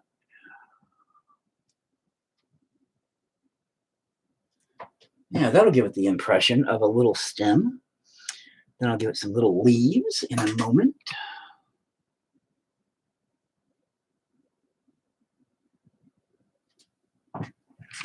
Yeah, okay. So anyway, also any other we were lucky, man. Like we didn't have a whole lot of bad ejections from shows, you know? So that was actually a good thing, you know? But we had a couple, mostly fighting and stupid shit. We we had quite a few accidents happen. Like people got hurt. We've got, you know, like somebody kind of had like a, I don't know if they had like a heart attack. I don't know what it was, but somebody had some kind of attack at one of our shows, and they had to be carried out in an ambulance, and that sucked. We've had people lose teeth. That was happened a couple of times. We had a guy who his noggin, I can't remember his name off the top of my head now. I see his face because he was always at shows, and I knew his name. His name was like right there, but I can't quite catch it. It's like, you know, like right on the tip of your tongue kind of thing. Anyway, he had seizures. He'd been hit in the head like too many times, and he had seizures from it. So the problem is he had to be really careful because certain things would make him have seizures, and if he ever hit his head again, they said he could die. So he would come to our shows, and I remember one show he was explaining this to me, and I said, "Bro, why the fuck are you here? You should not be here. If you have seizures, I mean, we have like flashing lights and shit, and all kinds of stuff." He's like, "Dude, no, I gotta be here, man. I gotta support you guys. I gotta be here." I'm all, "Look, buddy, you can just go home. You can put our CD on your CD player, push play, you know, and pretend, because you're gonna die." He might have died. I don't know. I don't know what happened to him. I really don't know what happened to him. I hope he didn't die, but you know, you don't know. It could have happened. Very, very well could have happened. I remember at a show in Stillwater that I went to, a dude either had a heat stroke or dehydrated, and the ambulance took him off. That's what I was talking about. I didn't know what it was. Like a heart attack, I thought, or something. I didn't know, but yeah, the ambulance showed up. And we had another show once that had an ambulance show up, but it was, I think they broke their arm or something. That was like a long time ago, but I didn't even know that it showed up. Like I was inside. I think it was while we were rocking out. And apparently something had happened. But I had just kind of heard about it, and I was like, okay. But no, that was the show I was talking about. Was so heat stroke or dehydrated. I don't know. I thought maybe like a heart attack, or I knew something like, because I know they were talking about, he's like, oh, and something like that, like he wasn't feeling good. So I didn't know, but you know, shit like that happens, and it's a, you know, it's a weird thing for being a musician. And I know like some of these bigger guys, you're talking like, you know, oh, you know, let's say Marilyn Manson. I know he's taboo now. Don't say his name. I'm probably going to get flagged on YouTube. But like, you know, Marilyn Manson or any big name band, whatever, you know, Korn or anybody that's a rock band. And you have these people in the audience that are going nuts. Mosh pits for 2 hours, 3 hours straight, 4 hours, however many bands are on it. At these big music festivals, whatever. People get dehydrated. People get hurt. People do this. People do that. Those big bands never even know it. They don't know, you know. They don't know that, you know, little Jimmy broke his collarbone, and, you know, they carted him off in a fucking ambulance, and they don't know. They'll never know. They'll never hear about it. They'll never know his name. Nothing. That's the burden of the little guy, because some of these people we know more personally. You know, some of them we have known for a long time because of shows. You know, some of these people have, strangely enough, kind of grown up with us. You know, Angelica is a girl that is a fan of ours that literally grew up with us, and now her kids are like the age she was when she was like first rocking out to us, I think now. First of all, it makes me feel old as fuck.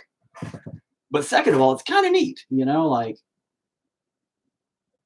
to know that it's gone on that long, and it's that, I don't know what you'd call it, generational or whatever. I don't know if she really lets her kids listen to us or not. I should ask her one day and be like, hey, do your kids ever listen to us? Because I doubt they care.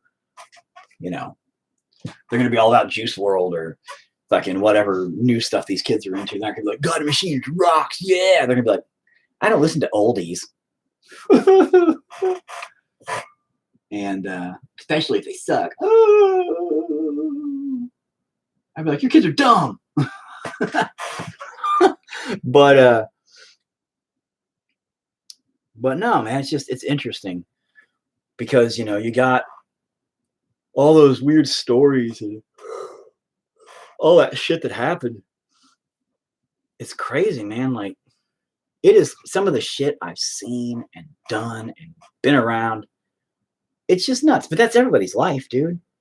You know, I'm sure that you've got crazy, funny, hilariously awesome stories of just drinking a beer that people would be like, what? That's great. But it's just like, yep, shit happens. You know, it's just like the weirdest stuff that's just life. Life is weird. You know, existing is fucking weird when you think about it. For all of us. And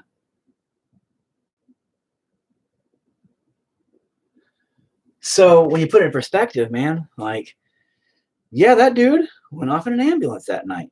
Missed the show. Dang. But that is one in a countless number of weird-ass incidences. But the bigger bands, they don't have those anymore. I mean, they have other ones like, I was sniffing coke off a hooker's ass. And then she's like, oh, look at my butthole. What are you doing? And now saying it's my fucking connection is unstable again. Stop being a douchebag.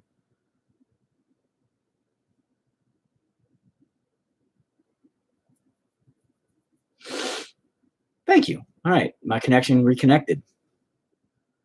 I don't know what it's doing, bruh.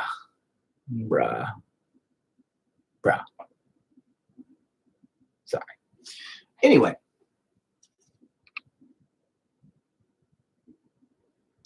So, I mean, I guess it's like a pro and a con. Being the little guy, you're more connected. You can, like, live more, I think, through vicariously through your fans and connect with them. And everybody's like a family, yada, yada. Whereas when you're huge, you can't be friends with billions of people. You know, like he was saying earlier, you know, be glad that I'm not famous and all these people are going to fucking try to dox me just because I said the Beatles suck, you know? And that's accurate, you know? Like, if I was really huge and cancel culture ever came after me, man, my life would be shit. I'd literally have people coming to my door trying to fucking kill me and my kids just because I said the Beatles sucked. And that really is the reality of how extreme the world is nowadays, because it does get that bad where, you know, you're a Trump supporter and, you know, people want to fucking kill you. Well, I'm not a Trump supporter. I'm not a Biden supporter. I'm not an anything supporter. I think Biden up just as bad as Trump fucked us up in different areas. In fact, Biden's already fucked us up by doing some of the stuff Trump did that did help. But because he was, I guess, spiteful, I don't know why he did what he did. But my assumption is to stick it to him. Haha, look what I did. I undid your fucking executive orders with my executive orders. And now a buddy of mine's grandma, her fucking medicine and shit costs like $380 a month. She can't afford that shit.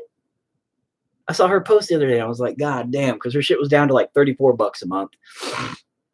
And after he signed off that executive order, which undid the healthcare plan that Trump put into place, now it's like 380 something bucks or something. It's like, what the fuck? So yeah, she was pretty pissed. I've never seen that woman cuss once. Man, she was like, fuck this, fuck him. Ah, she was mad, and rightfully so. So it's one of those things where, I mean, it's politics. Politics, fuck us. But if you say, I'm not a Biden supporter, it's not that you're saying you are a Trump supporter. You're just saying, well, I don't really support what he's doing. But everybody will say, well, you're not for Biden. Oh, you're against Biden. You're for Trump. And then that's what they'll spread. And then you'll be attacked for it because you just said, I don't really agree with Biden. Didn't say I agreed with the other guy. But that's what they're going to say you said. I have a friend who lives near a coffee shop that has a sign that says no Trump supporters. I mean, but that's their right as a business. Most businesses state we have the right to refuse service to anybody. But here's the deal about that. And I support that. I also, and this is the kicker that everybody's going to yell at me for, if somebody said that about, say, no black people allowed, that's technically their right. Here's the kicker, though. You got to have responsibility for it. If you're going to say something like, hey, no black people allowed in my business, well, you're going to get some kickback, a lot. And your business probably isn't going to survive for more than a week before it gets burned to the fucking ground, or, you're definitely going to be socially fucking shamed and attacked and everything else. So you can, as a business, refuse service to anybody. Trump supporters, Biden supporters, people of color, people that are gay, whatever. But you're going to have to take the repercussions that go along with it. And that's what people don't think about. Because there was like that one company that said, we're not going to make a cake for the gay couple or whatever, the wedding cake. And they got a huge fucking, fuck these people. But it's their right. It's their right as a business to say, we don't cater to gay couples. Okay. But it's that responsibility that you got to understand. When you say something like that, you're going to take the backlash for it. In today's culture, in today's society especially, they're going to come after you. So you got to be ready. You got to understand that. And you got to accept that because you were man enough, woman enough, trans man enough. I don't know what you'd call it anymore. PC culture, non-binary person enough to take a stand and say, we don't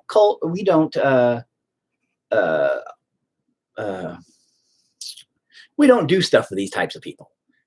Then you're going to have to non-binary person up enough to say, well, now we're going to take the backlash, because you're going to have to, and be prepared for it. So you're going to walk the walk, talk the talk, or talk the talk, walk the walk, that whole thing. When The Rock took a stance for Biden, what did that do for him? ? If you're famous, you have no opinions. It's fucked. Meat sack enough. That's what I call everybody's meat sack. I'm sure you got that from me probably because you see my posts and I'm like, fucking meat sacks, you talking meat sacks. I also call humans retarded monkeys. So it's kind of an either or.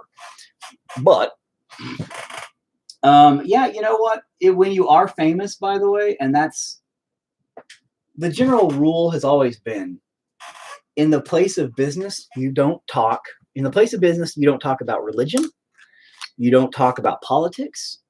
You steer clear from all that with your customers. There's a good fucking reason for that.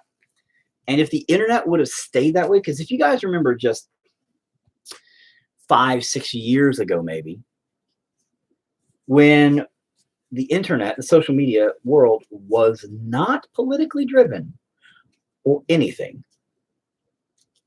We're retarded apes, bro. Monkeys have tails. You know what? I'm tired of your smart ape knowing stuff.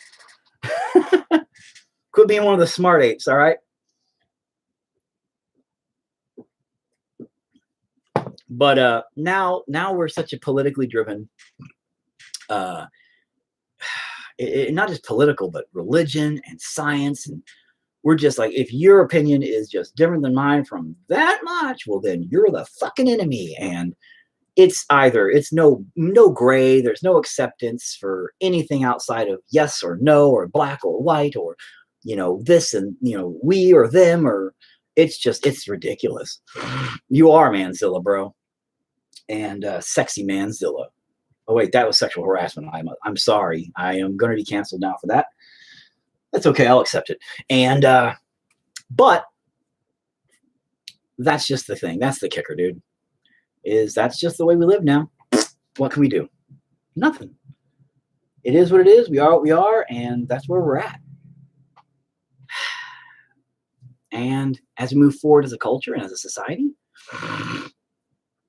we're going to have to just hold on to this fucking crazy ride, dude. Oh, man. Yeah. But as a famous person, you can't have an opinion, no. It will destroy your career. As a company, you cannot have an opinion. It'll destroy your company. Coca-Cola just said, be less white. White people got pissed. Rightfully so. I mean, what the fuck is that? That's racist as fuck. Yet, it's not racist because it's against white people. So, I mean, that's cool, bro. It's cool, right? You know, white people have feelings too. And white people can be proud that they're white without being Sieg Heil and all that bullshit. It is okay. Black people can be proud to be black. Mexicans can be proud to be brown. White people can be proud to be white. I mean, we can be okay with being white. It's okay to be white. There's nothing wrong with it. There's nothing wrong with being black. Nothing wrong with being brown. Nothing wrong with being, you know, is it insensitive to say like yellowish? And is it insensitive to say olive-skinned? My wife is olive-skinned. My wife is fucking Italian. You know, I call her a greenie. Ooh, is that socially unacceptable? Is I'm being racist to my wife because she's a little bit green? You know, is that what that is? Because if so, but seriously, you know, like I don't know where the line's drawn, because when you say yellow, because of like your Asian people, they say have more yellowish tone skin, which I think it's just like a khaki kind of skin tone. It's like a lighter brownish. I don't really see it as like a yellow, but that's what they refer to it as. And then, you know, I know that the Indians or Native Americans, not Indians from Indonesia, but I know Indians are referred to as like redskins, but I don't really know why. Like, do they have reddish tones in their skins? I don't think so. So I've always been confused about some of that stuff. You know?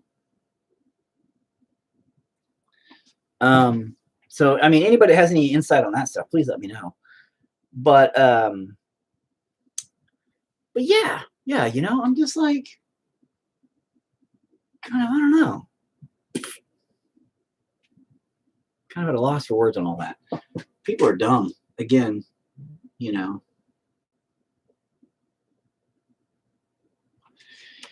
But I don't remember what I was saying. You just can't have an opinion on anything. Minya, I don't think that's a skin tone. Fuck you. And Minya, I hate Minya. You can't bring up Godzilla in a time like we're talking serious, bro. That's not how that works, you ding dong. But you know, it's just one of those things where, like, yeah, you can't have an opinion anymore at all, dude. They'll try to cancel you and destroy your life. And I mean, honestly, man, like I said earlier, you know, the Beatles sucked. And now I'm like, oh my God, I'm almost afeared that some 70-year-old dude's gonna come to my fucking house and want to fucking square off with me. In which case I'll be like, one moment, sir. Let me go fetch my son for a moment. He may want to have a word with you. I'll be like, son, break this dusty old motherfucker in half. And let my son come out and be like, "Rrr." Fucking crush that old ass dude. Just so I don't have to fucking deal with it. I'm like, thanks, son. You're the best. He'd be like, I know, Dad. You can have an opinion. It just needs to be the same as theirs. Well, yeah, that's accurate. And then, you know, it has to change for the next person too, because if it doesn't, well, then they're going to fucking put you on blast too. So you have to be not just two-faced, but like 100-faced. There is no safe place anymore. And everybody's screaming about, oh, we got a safe place. We need a safe place. There's no safe place at all. Because if your opinion is anywhere different, you're fucked. And you're garbage. And you don't deserve to be alive. And they want to make sure your genetics don't survive because it's unstable. See what I said? Now my connection's unstable. Uh-oh. My connection was unstable for a minute there.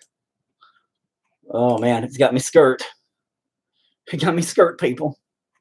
But, Anyway, but you know, you can sit there and say something like that, like, you know, oh, I liked this that he did or whatever, and you're the bad guy all of a sudden. People are gonna fucking attack you, try to kill you for your opinion, not necessarily physically, but socially. That chat was getting too real, right? That's what I was like. I was like, uh-oh, I said something. Oh, and now all of a sudden my shit's getting wonky again. Like, yeah, there he is. He's talking about that. Oh, we can't let that happen.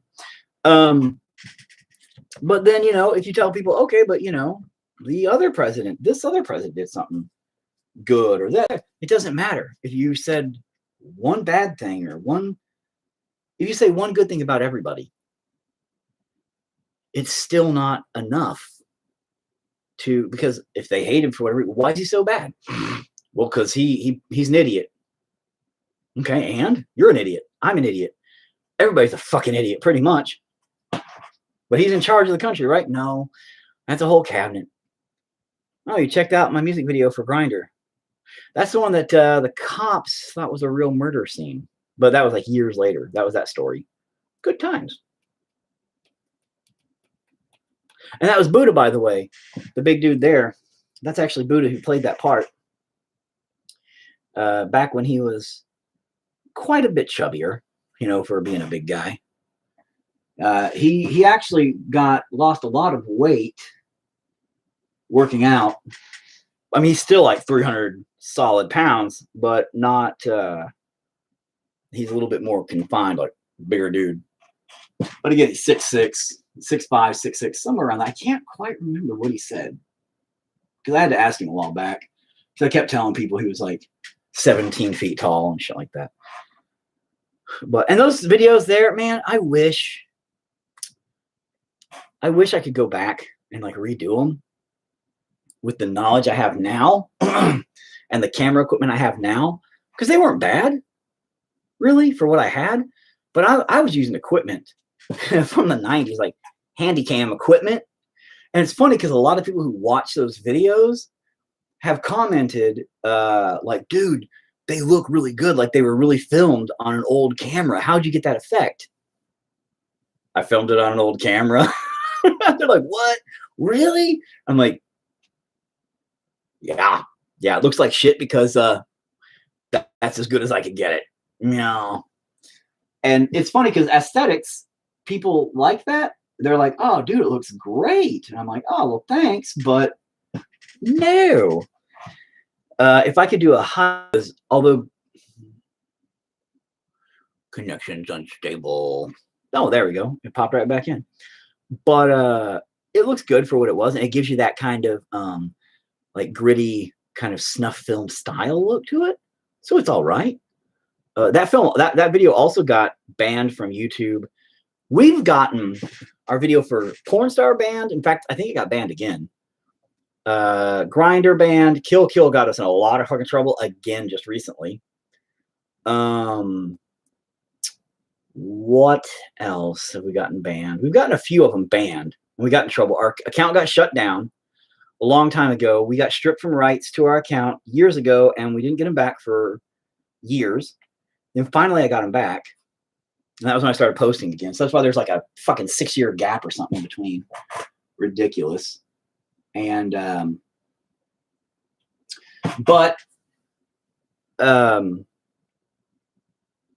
yeah, I don't know. We've had a lot of issues with YouTube forever. We got reported for our porn star video because somebody thought we really killed somebody in it. Because there's a plastic bag over the face scene. Because we're all tied in chairs. Like, we're duct taped 2 chairs legitimately. And what really sucked was I get tipped over in one of them, and I really hit the ground. I couldn't stop myself. I couldn't save myself. So I said, boom, and hit the ground. That sucked, but it was all right. It's all for film, so it's important to do the realism. But Enoch, our guitarist, the guy that I was directing while strapped in a chair. The guy that was doing it, Russ, great guy. He was the murderer of us all. And when he went up to do the plastic bag around Enoch's face, we had to do it twice. But the first time he did it or whatever, the time he did it that was in the video or whatever, he went up and he was like, well, how long do I do it? And I said, oh, till he's dead. I was like, just do it until he suffocates, until he's dead. I mean, until he's dead, dude. I don't know how long you're supposed to do it, you know? And we were like, so he goes up and he suffocates Enoch, and you know, he's just strapped in a chair. He can't do anything. He's like, you know, and suffocates him until he passes the fuck out, which was hilarious, but at the same time scary as fuck. And we were like, oh shit. I'm like, is he dead? Did you actually kill him? And we couldn't help him. You know, we're all like I'm like laying on the floor at that point. I'm like, what the fuck? You know, is he all right? And he's like, yeah, no, he's okay. He's okay. I'm like, all right, cool. I was like, wake him up. We got to do it again. And so we did it again. It was good times. And looked great. Came out looking really good. But when I posted it, somebody reported us for questionably murder. And they investigated. They reviewed the video and they said, yes, you appear to kill somebody in this film, in this video. And they wanted to investigate it further. And I'm like, I can literally get the motherfucker right now. Like, I can go to his house and be like, bro, you need to be over here right now. So they ended up just taking the video down, basically slapping us in the face, not just on the wrist. They were like, no, you guys are banned. We're like, for what? It was a fucking music video, but this is back when YouTube kind of gave a shit. Not like now. So when you present something that's apparently questionably snuff porn film, and but there's no nudity. But it looked like murder. So, you know, we were like, whatever. Yeah. And then Grindr got us in trouble because, again, it's pretty graphic and gory. And at the time, YouTube was like, oh, no, you can't be doing that. So we were like, well, fuck. Fuck you then. So I ended up making like 5 or 6 different accounts, like God Machine 1, God Machine 2, God Machine 3, God Machine, 0. And I kept loading up our videos on those accounts, and they kept getting caught and kept getting crashed and banned and all kinds of shit. They kept chasing me around the YouTubes for a while. Good times. But I just wanted people to see our fucking videos. And I reloaded Kill Kill a while back, and oh no, they remembered it. Yeah, that got us in trouble. And Pornstar, they wouldn't let me reload because they said that it was already banned. And so they wouldn't let me reload Pornstar. And that sucked. So I think, did I rename it and then reload it again? It might be up here. I don't know. You might have to check for it. But it's been interesting having our library fucked, because they're like, we don't like what that does. We don't like that look. Yet you can go on here and for artistic purposes, watch people fuck or watch people masturbate, or I kid you not, teach you how to shave their fucking vaginas, for educational purposes.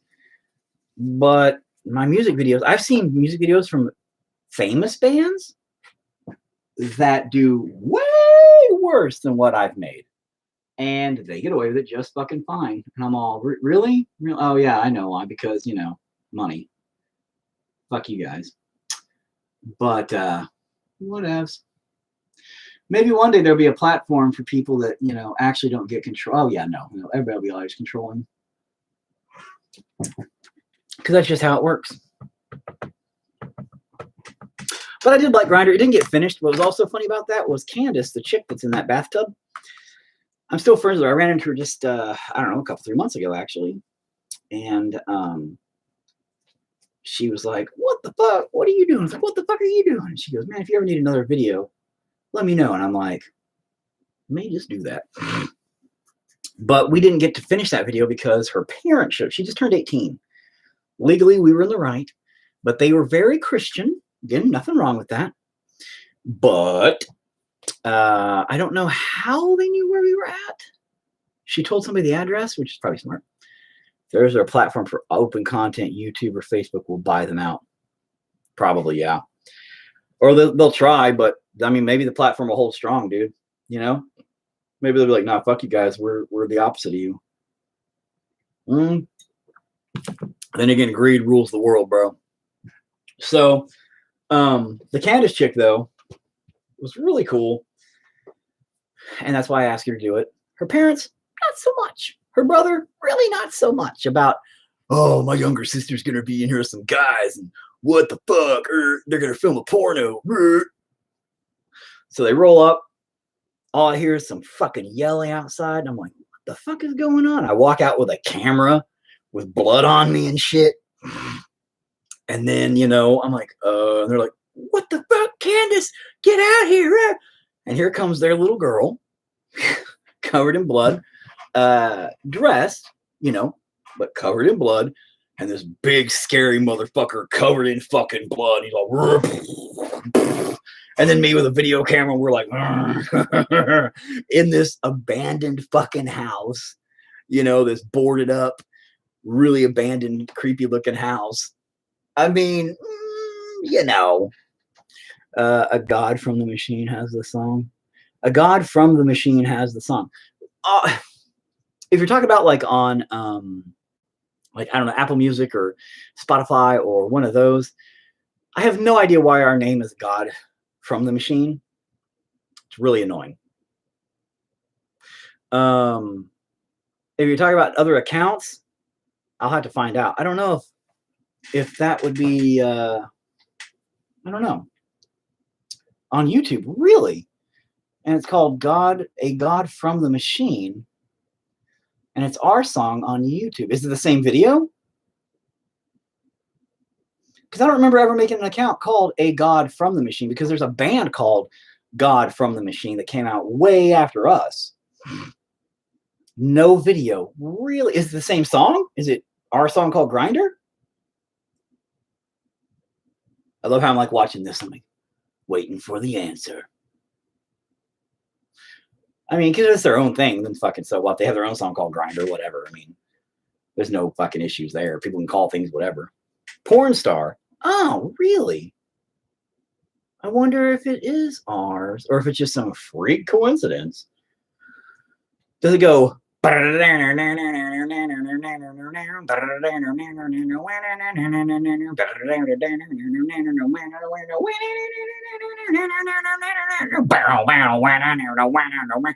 then it's all, I am the machine. Cold response from the screen. The unclean thing I've seen. I'm a motherfucking porn star. A cock-sucking porn star. Anything like that? Because if it is, then yeah, it's us. But no, there's a band called God from the Machine. The God Machine, which is around in the 90s. Yep. What? I'll have to go find them, bro. I mean, you could just tag a link in here. I'll look it up. But there's a band called God Machine back in the 90s. They got pretty popular and pretty famous. But never knew they existed till way later on. Somebody was like, oh, you're that band? And I'm like, no, we're not that band.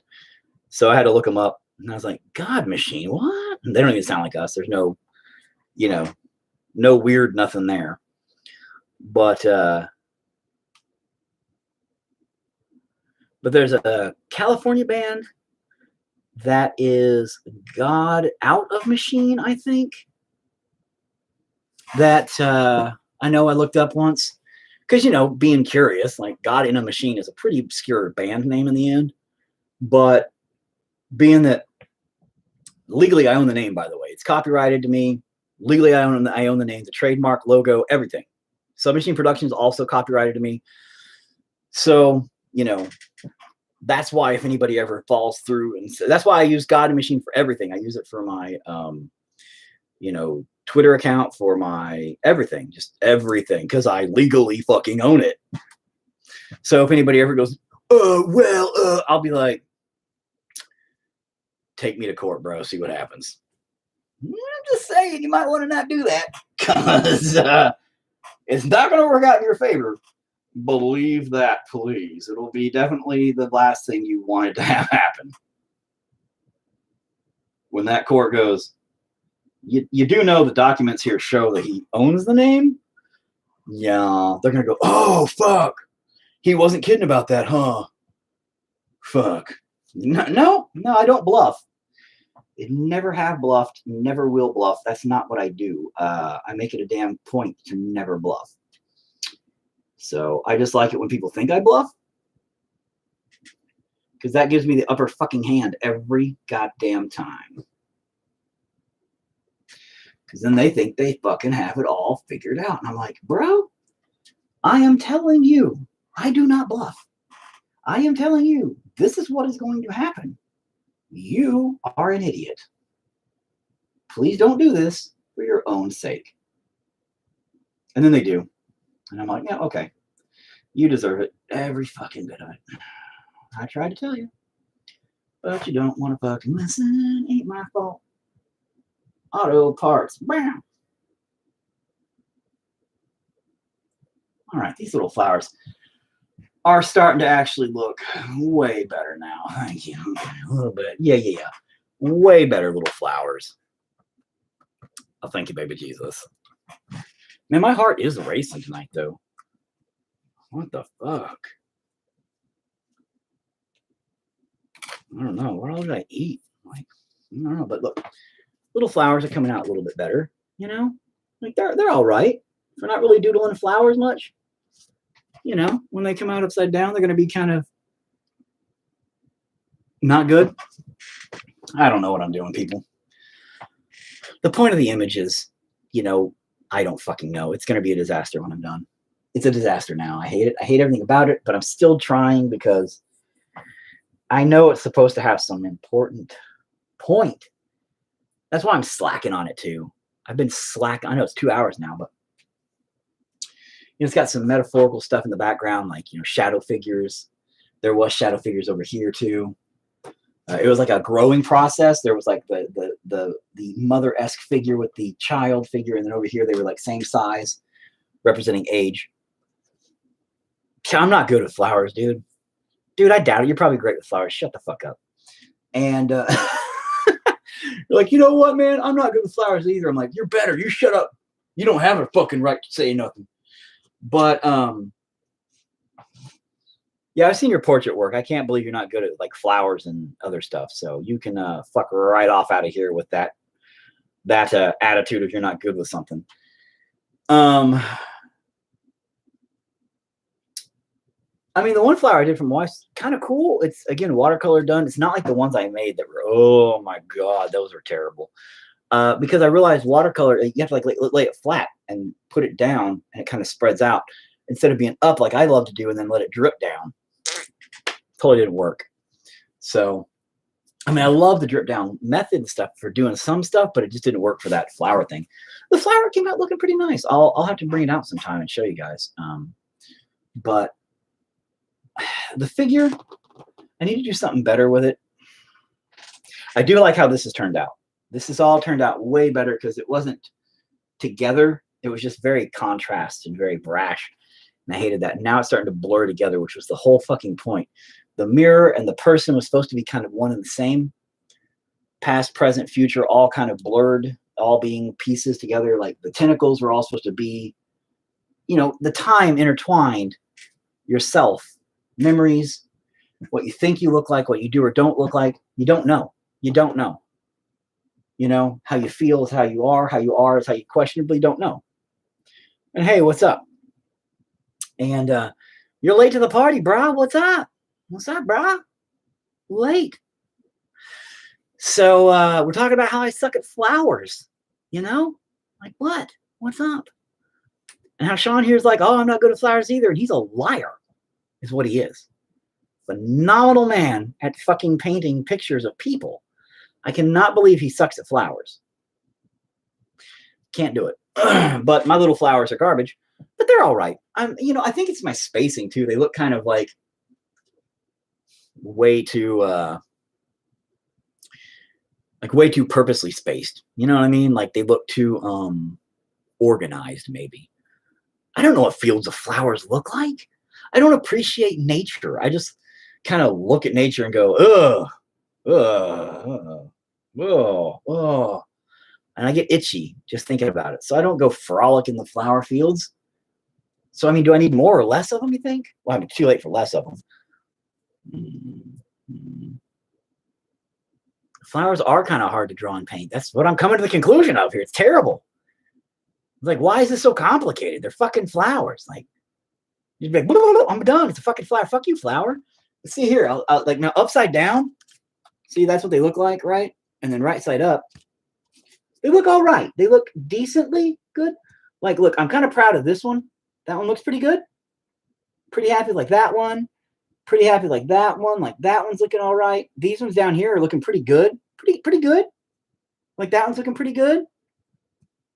They're okay. They're all right flowers, okay? They're decent flowers. They're okay. I just don't know how I feel about flowers, but they're all right. But my problem with this piece is this. Oh, they actually look good. Thank you. Again, I'm not sure. I look at them 1 minute. This is my problem. All right. I have no sense of stability. All right. Literally, I'm a bipolar fucking artist. Where like 1 second, I'm like, you know what? I like that. The next second, I'm like, you know what? I'm going to set that on fire. Like, there's no in between. There's no like,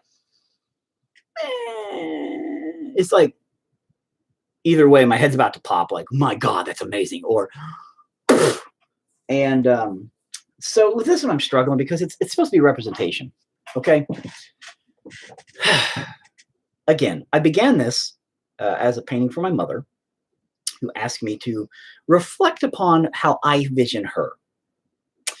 And my mother is a clusterfuck train wreck of a human being in the mind and her soul. She's very fractured. She wants to accomplish so many things, but never does. I probably inherited that. My whole office space of creativity is literally a reflection of that, from paintings to a little clay maggot guy to some of my prop work for film to, I mean, you know, I just bucket over here of robot parts that I'm building a robot for a film. You know, like it's just, I make so much stuff.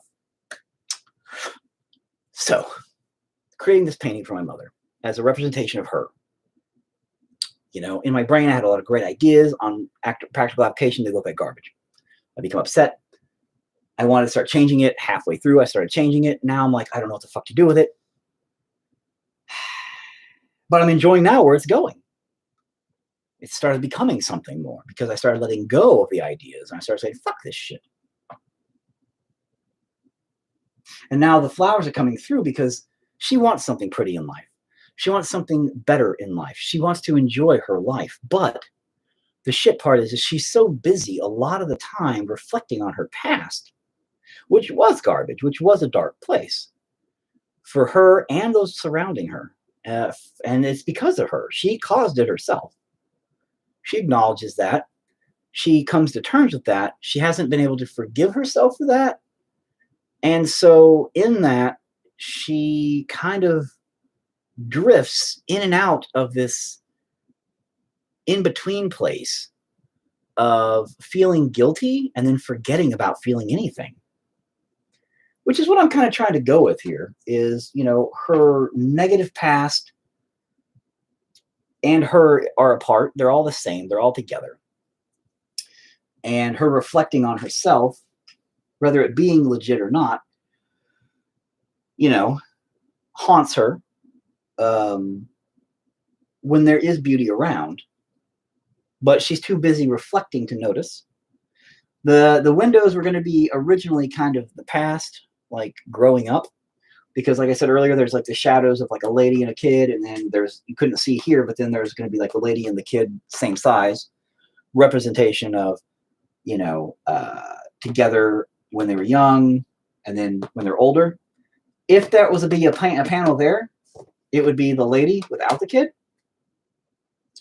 That would be more of a representation of my life or her life and my life together, because when I was a baby, sure, like a baby, and then didn't know who my mom was basically until I was 13, you know, when she popped back into my life. So in that, maybe the fact that that's not even there, it's kind of a representation of that panel doesn't exist in the timeline, you know, in general, reflecting of that idea. And that's where I'll go with this. Also, I was going to have tentacles of babies in representation of childhood lost, things of that nature. I also have a brother that was adopted out when he was born that we didn't even get to know until a year before his death, just 3 or 4 years ago. So I kind of wanted to reflect that because I know that was a part of always her guilt, you know. So that's kind of where this is all going. Better or worse, that's where it's all kind of heading towards. And I'm just trying to find a good representation of all that, you know? And it's so hard because there's so much more chaos in my mom's head than what I'm putting here. Like, this is too simplistic. This is too calm, you know? Because she's a very sporadic person. I mean, she's got her shit together. She's not like crazy. She's not like me. But she's got her shit together. She just is very unfocused.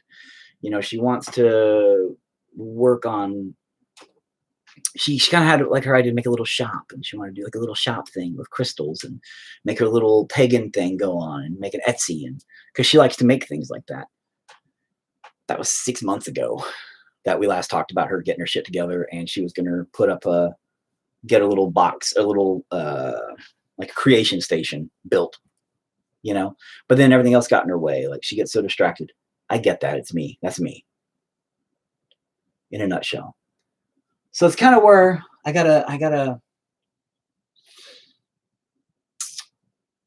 just want more from it. And I think that's my problem, is I want more from it. I want that representation. I want, and it shouldn't be what I want. It should be what is, you know? Whatever it is what it is. It's art. It is its own self, its own creation. Not up to me. Not up to me. But I will push my fucking view onto it a bajillion fold, because that's just what I do. And that's when I fuck it up, because I think too much about it. And I go, oh, yeah. I'm like, no, I shouldn't. No. Black paint. Buh. Oh, okay, hang on. I'm mixing up some paint. Hang on, give me a second. I'm going to do, just do your thing. Oh, shit, I've been doing this for 2 hours. I normally get off at 2 hours. I'm going to fuck off a little bit more. Then I'm going to get off of here and, you know, and see what's up. So, what have you been up to for ever in a day? Tell me stories. We've had a long night of stories. Been crazy. Not really. Not been crazy. Been good times. That is too much, isn't it? Yeah, it's pretty dark. I'm a bit too hard on myself, bro. Thank you. I am. I know I am. It's that's part of why I'm doing this, is to reflect into myself as well. You know? And Sean, I don't know if you watched the beginnings of these, but this has helped me a lot. It's helped me to soul search a lot, to become more comfortable, to help myself understand some of my own anger issues from situations, and all kinds of stuff, man. It's really helped me a bunch. But yes, I have very low self-esteem. I am very negative to myself, and I always have been. Probably always will be. You've been painting the Lord of the Ring characters. I can imagine those are pretty awesome. When are you going to finish painting me, bro? Oh, you forgot. I think that's pretty awesome. That's the reason why I care about that. But see, I can't do caricatures. I am garbage at caricatures, you know? So I'm not even going to try like Lord of the Rings or do anything like that. I would be in a it would be terrible. I don't know what the fuck I just tried there, but it did not work. I think that worked even less. Let's just Why? Why was that a thing? What in the fuck balls?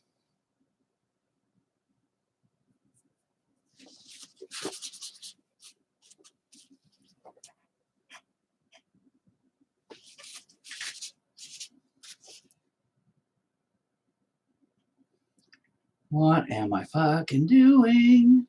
I don't fucking know. Fucking garbage. When are you going to paint Biollante? You know, I was just thinking about that yesterday, as a matter of fact, dude. Because I was looking in a one of my groups, Godzilla groups, and somebody posted a picture of like this weird plant toy. I don't even know what it was supposed to be, but I thought they were trying to make it be Biollante, and I was like, that is terrible, and that looks like garbage. They didn't make it; they bought it, you know. But I was like, I should really paint Biollante, you know, like, damn it, I should. And then somebody even brought up their, like, they had a somebody had in that, not necessarily in that group, maybe it's a different group. Somebody had a from eBay or something, a DVD of Godzilla versus Biollante for like super outrageous prices, you know? And I was all, you know, I've got that DVD. Maybe I should sell it. Yeah, you know, because I will totally let it go for that much money. Just burn a copy of that and, you know, I'll be rich. I'm okay with that. The movie Philosophy of a Knife. I don't know, Richard, if you know what that is. It's a horror, underground horror film. You always see it going, one of the edition I've got, going for like $900, and nobody ever buys it for that. Like, I don't think I've ever known anybody to buy it for that. And if they do, honestly, yeah, I'll fucking sell mine. Like, no big deal. But it's just one of those funny. It's almost like I don't know if it's a joke or what, but it's almost like a joke. Because of it just being like, no, nobody will ever buy that, dude. Shut the fuck up. But, you know, again, I mean, if it ever goes for that, for real, I will be like, first in fucking line to give up mine for sure. I'll be like, nope, I'm good. I don't really need the movie, you know? Like, I'll give it up. It's cool. I'm totally cool with that, you know.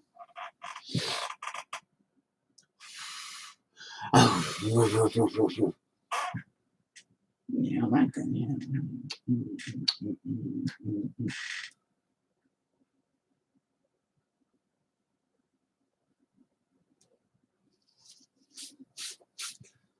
To bring up some more darkness. RoboCop, the novel, is running like $90 right now. The novel? I didn't know they had a novel. Is it like written from the movie, or is it like the movie was written from it? Bloop, bloop, eat some soup.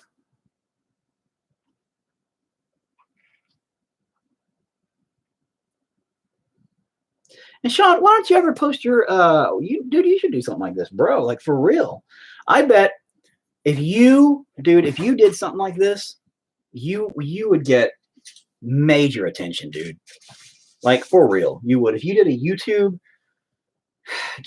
painting tutorial, just in general, with like portraits and shit, dude, I guarantee you, dude, you'd have more than 4 people watching. Although, thank you, everybody. Thank you, 4 people. More, I appreciate it. Nothing below.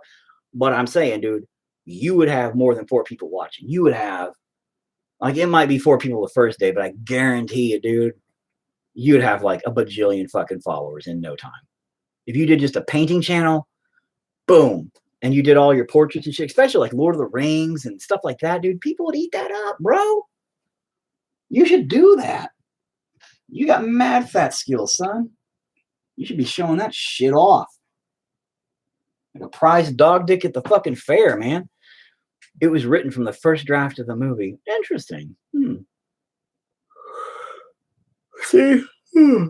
I got, you know, I know it's funny because back in the 90s and shit, back when we were kids, back in my day, we would buy toys and comics and all that shit. You know what we'd do with them?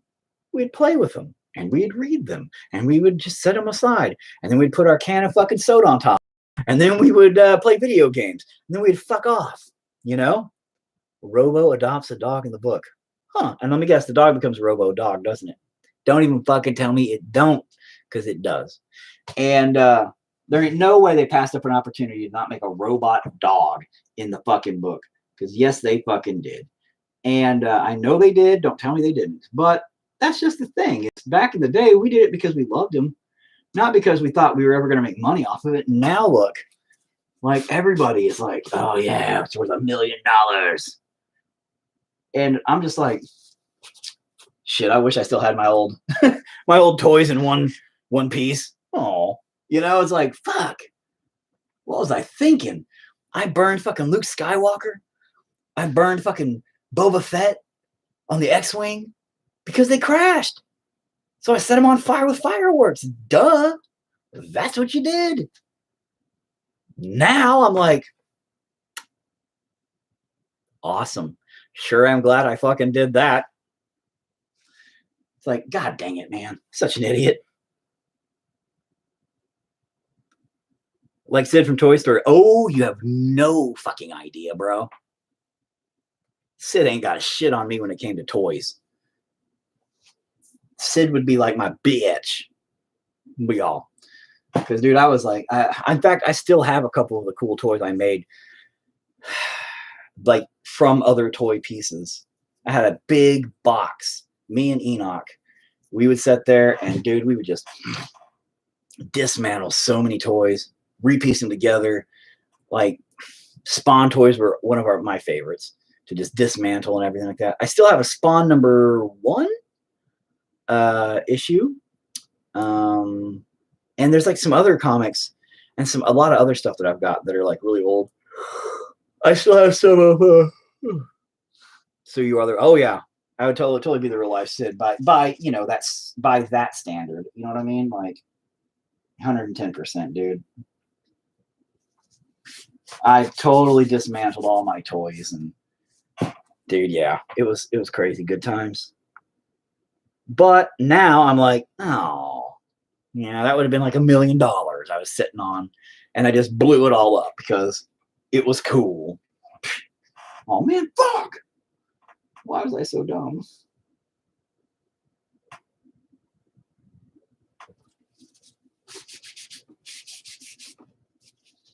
And that's unfortunately just the way of the world. You don't think about it when you're a kid. You think about it later on when people point out, oh yeah, hey, by the way, that was worth $1 million now. You're like, oh fuck! You're like, but why didn't I know about it then, bro? Why didn't I know the future? Well, because that would have made it too easy. Damn it, you're right. Everything's like that for a reason, they say. Well, apparently my reason was to fuck me, not give me money ever. Damn it. Damn it. You've been collecting toys since 2001. Yeah. Well, again, dude, back in the 90s, you know, toy collecting wasn't really a thing. It started toy collecting kind of started with McFarlane toys when the Spawn toys popped up because they were kind of built not to be played with, even though you could articulate them. But their joints and shit were kind of cheap.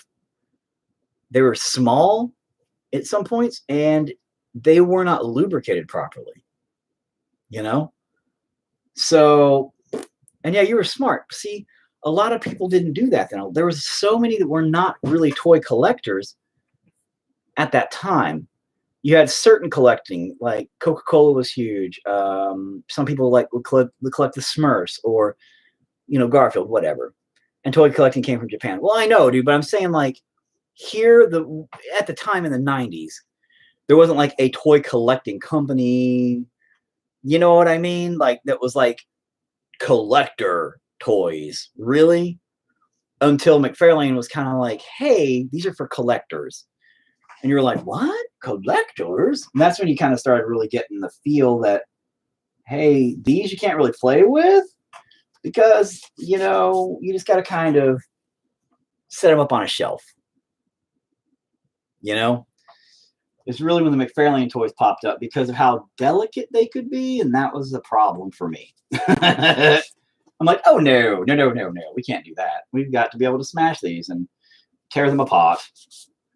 Let's do it. Whee! And I was a terrible, terrible child when it came to that. So now, you know, Skeleton Warriors was my favorite toy line. And I highly doubt anybody really remembers them for the most part. Skeleton Warriors was amazing. People still have thousands of those. Oh, I know, man. Yeah. I still have a few of the McFarlane toys that, like the Santa Claus and his woman, Mrs. Claus. And, you know, they're going for $60 a pop or something like that out of the box, not with everything that I've got, you know. And so I need to sell those to some of the collectors, and I don't know. I need to sell a bunch of my old toys. I still have my old Ninja Turtles. I still have Swamp Thing toys. I still have some of the Alien Predators from the originals.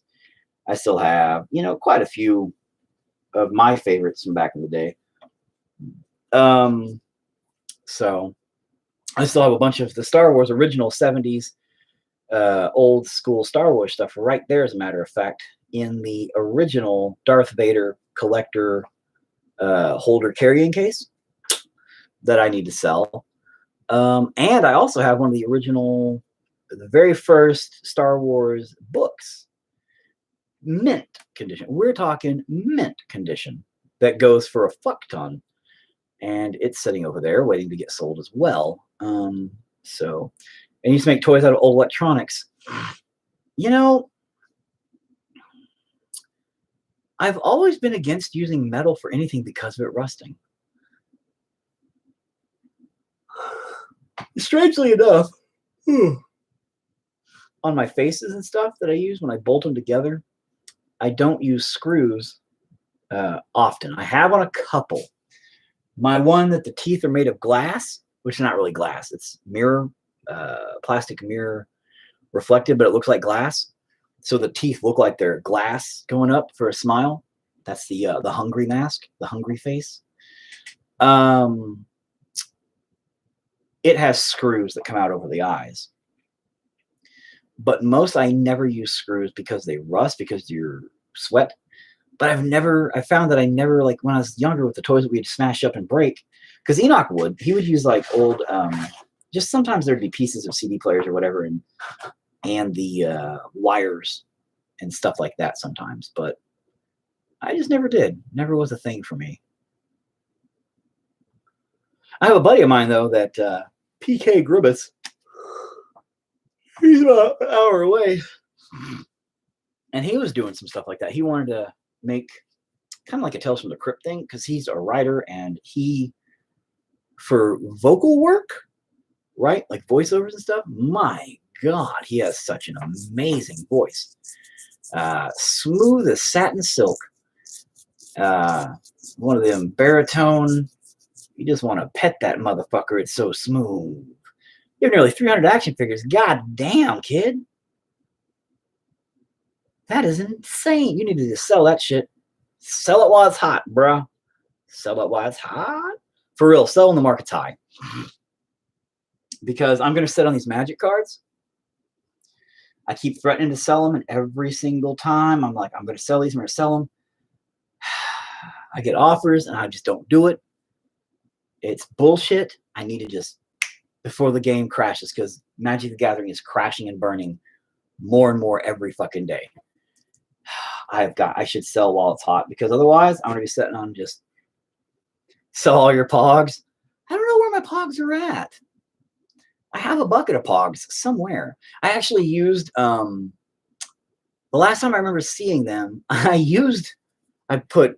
glued, I think 4 of them, maybe it was 8 of them, together in little stacks, 4 stacks, to make little legs for my Xbox 360 to stand on, so it wouldn't overheat. It had circulation, because everybody got the red ring of death, and I still have an Xbox 360 first gen, and because I don't leave it on 24 fucking 7 on a carpet, so it can just burn the fuck up, idiots. Why do people do that? I'm just gonna leave my fucking game on while I go to school, and then I'm not gonna come home for 2 days. I'm gonna go to a friend's house and burn itself up because you don't have any circulation. Anyway, I use my Pogs for that. Good times. Good times. I am not digging this. I'm all right with this. You know, it almost does look like a goddamn pond, not the sky, which originally was what it was. Then I kind of reversed it because it had like a sun spots up here anyway, kind of a, some games don't save. You know what? Shut up.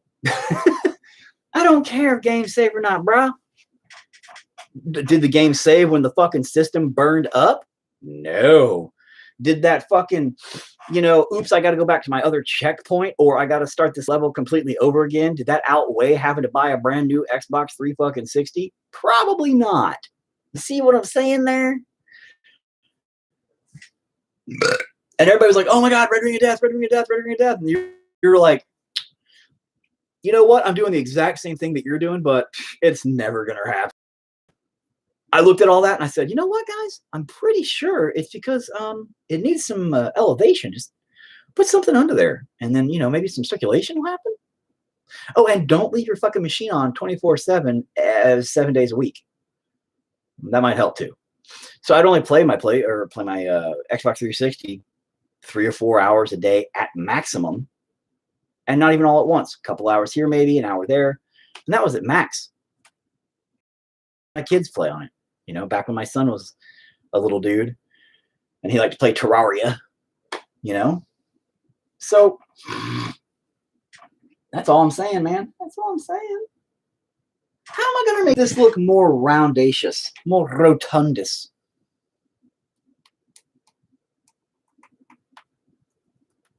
Just get a PS5. Nah, I don't even want one. I mean, I don't care. I've got a PS4. You know, that's what I play on with my home slices. But, I mean, I don't really care. PS5, what, just looks better? I mean, I don't worry about how well games look. I enjoy the experience. If it's a good game, it's a good fucking game. If it's a shitty game, making it look good isn't going to make it better. So it's like, I don't really understand that logic, I guess. And what am I going to do about this? Originally, I was going to make curtains, and I was really going to work on the curtain thing becoming like the walls being curtains. That's why I kind of started doing this, and I was going to have them come back. And I was going to have like wires kind of spread throughout the place in a weird way, but that plan's completely been shit out the window.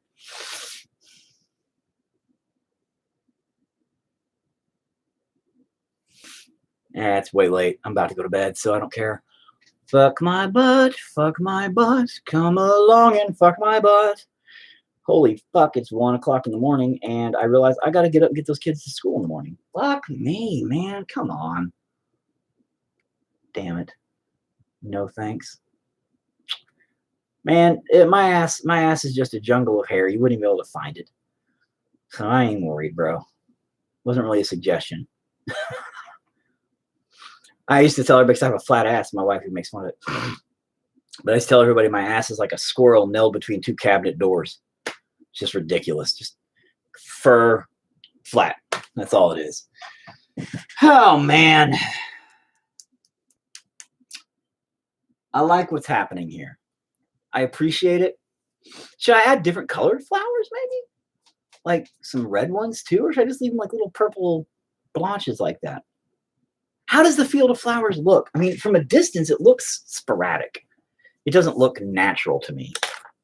Maybe I should. Oh, but you got a butt mustache? A butt stash? But how do the flowers, do flowers, should I make more? I think I need to just go look at fields of flowers and be like, oh, okay, that's what flowers look like. It does need more flowers, you think? I mean, be honest.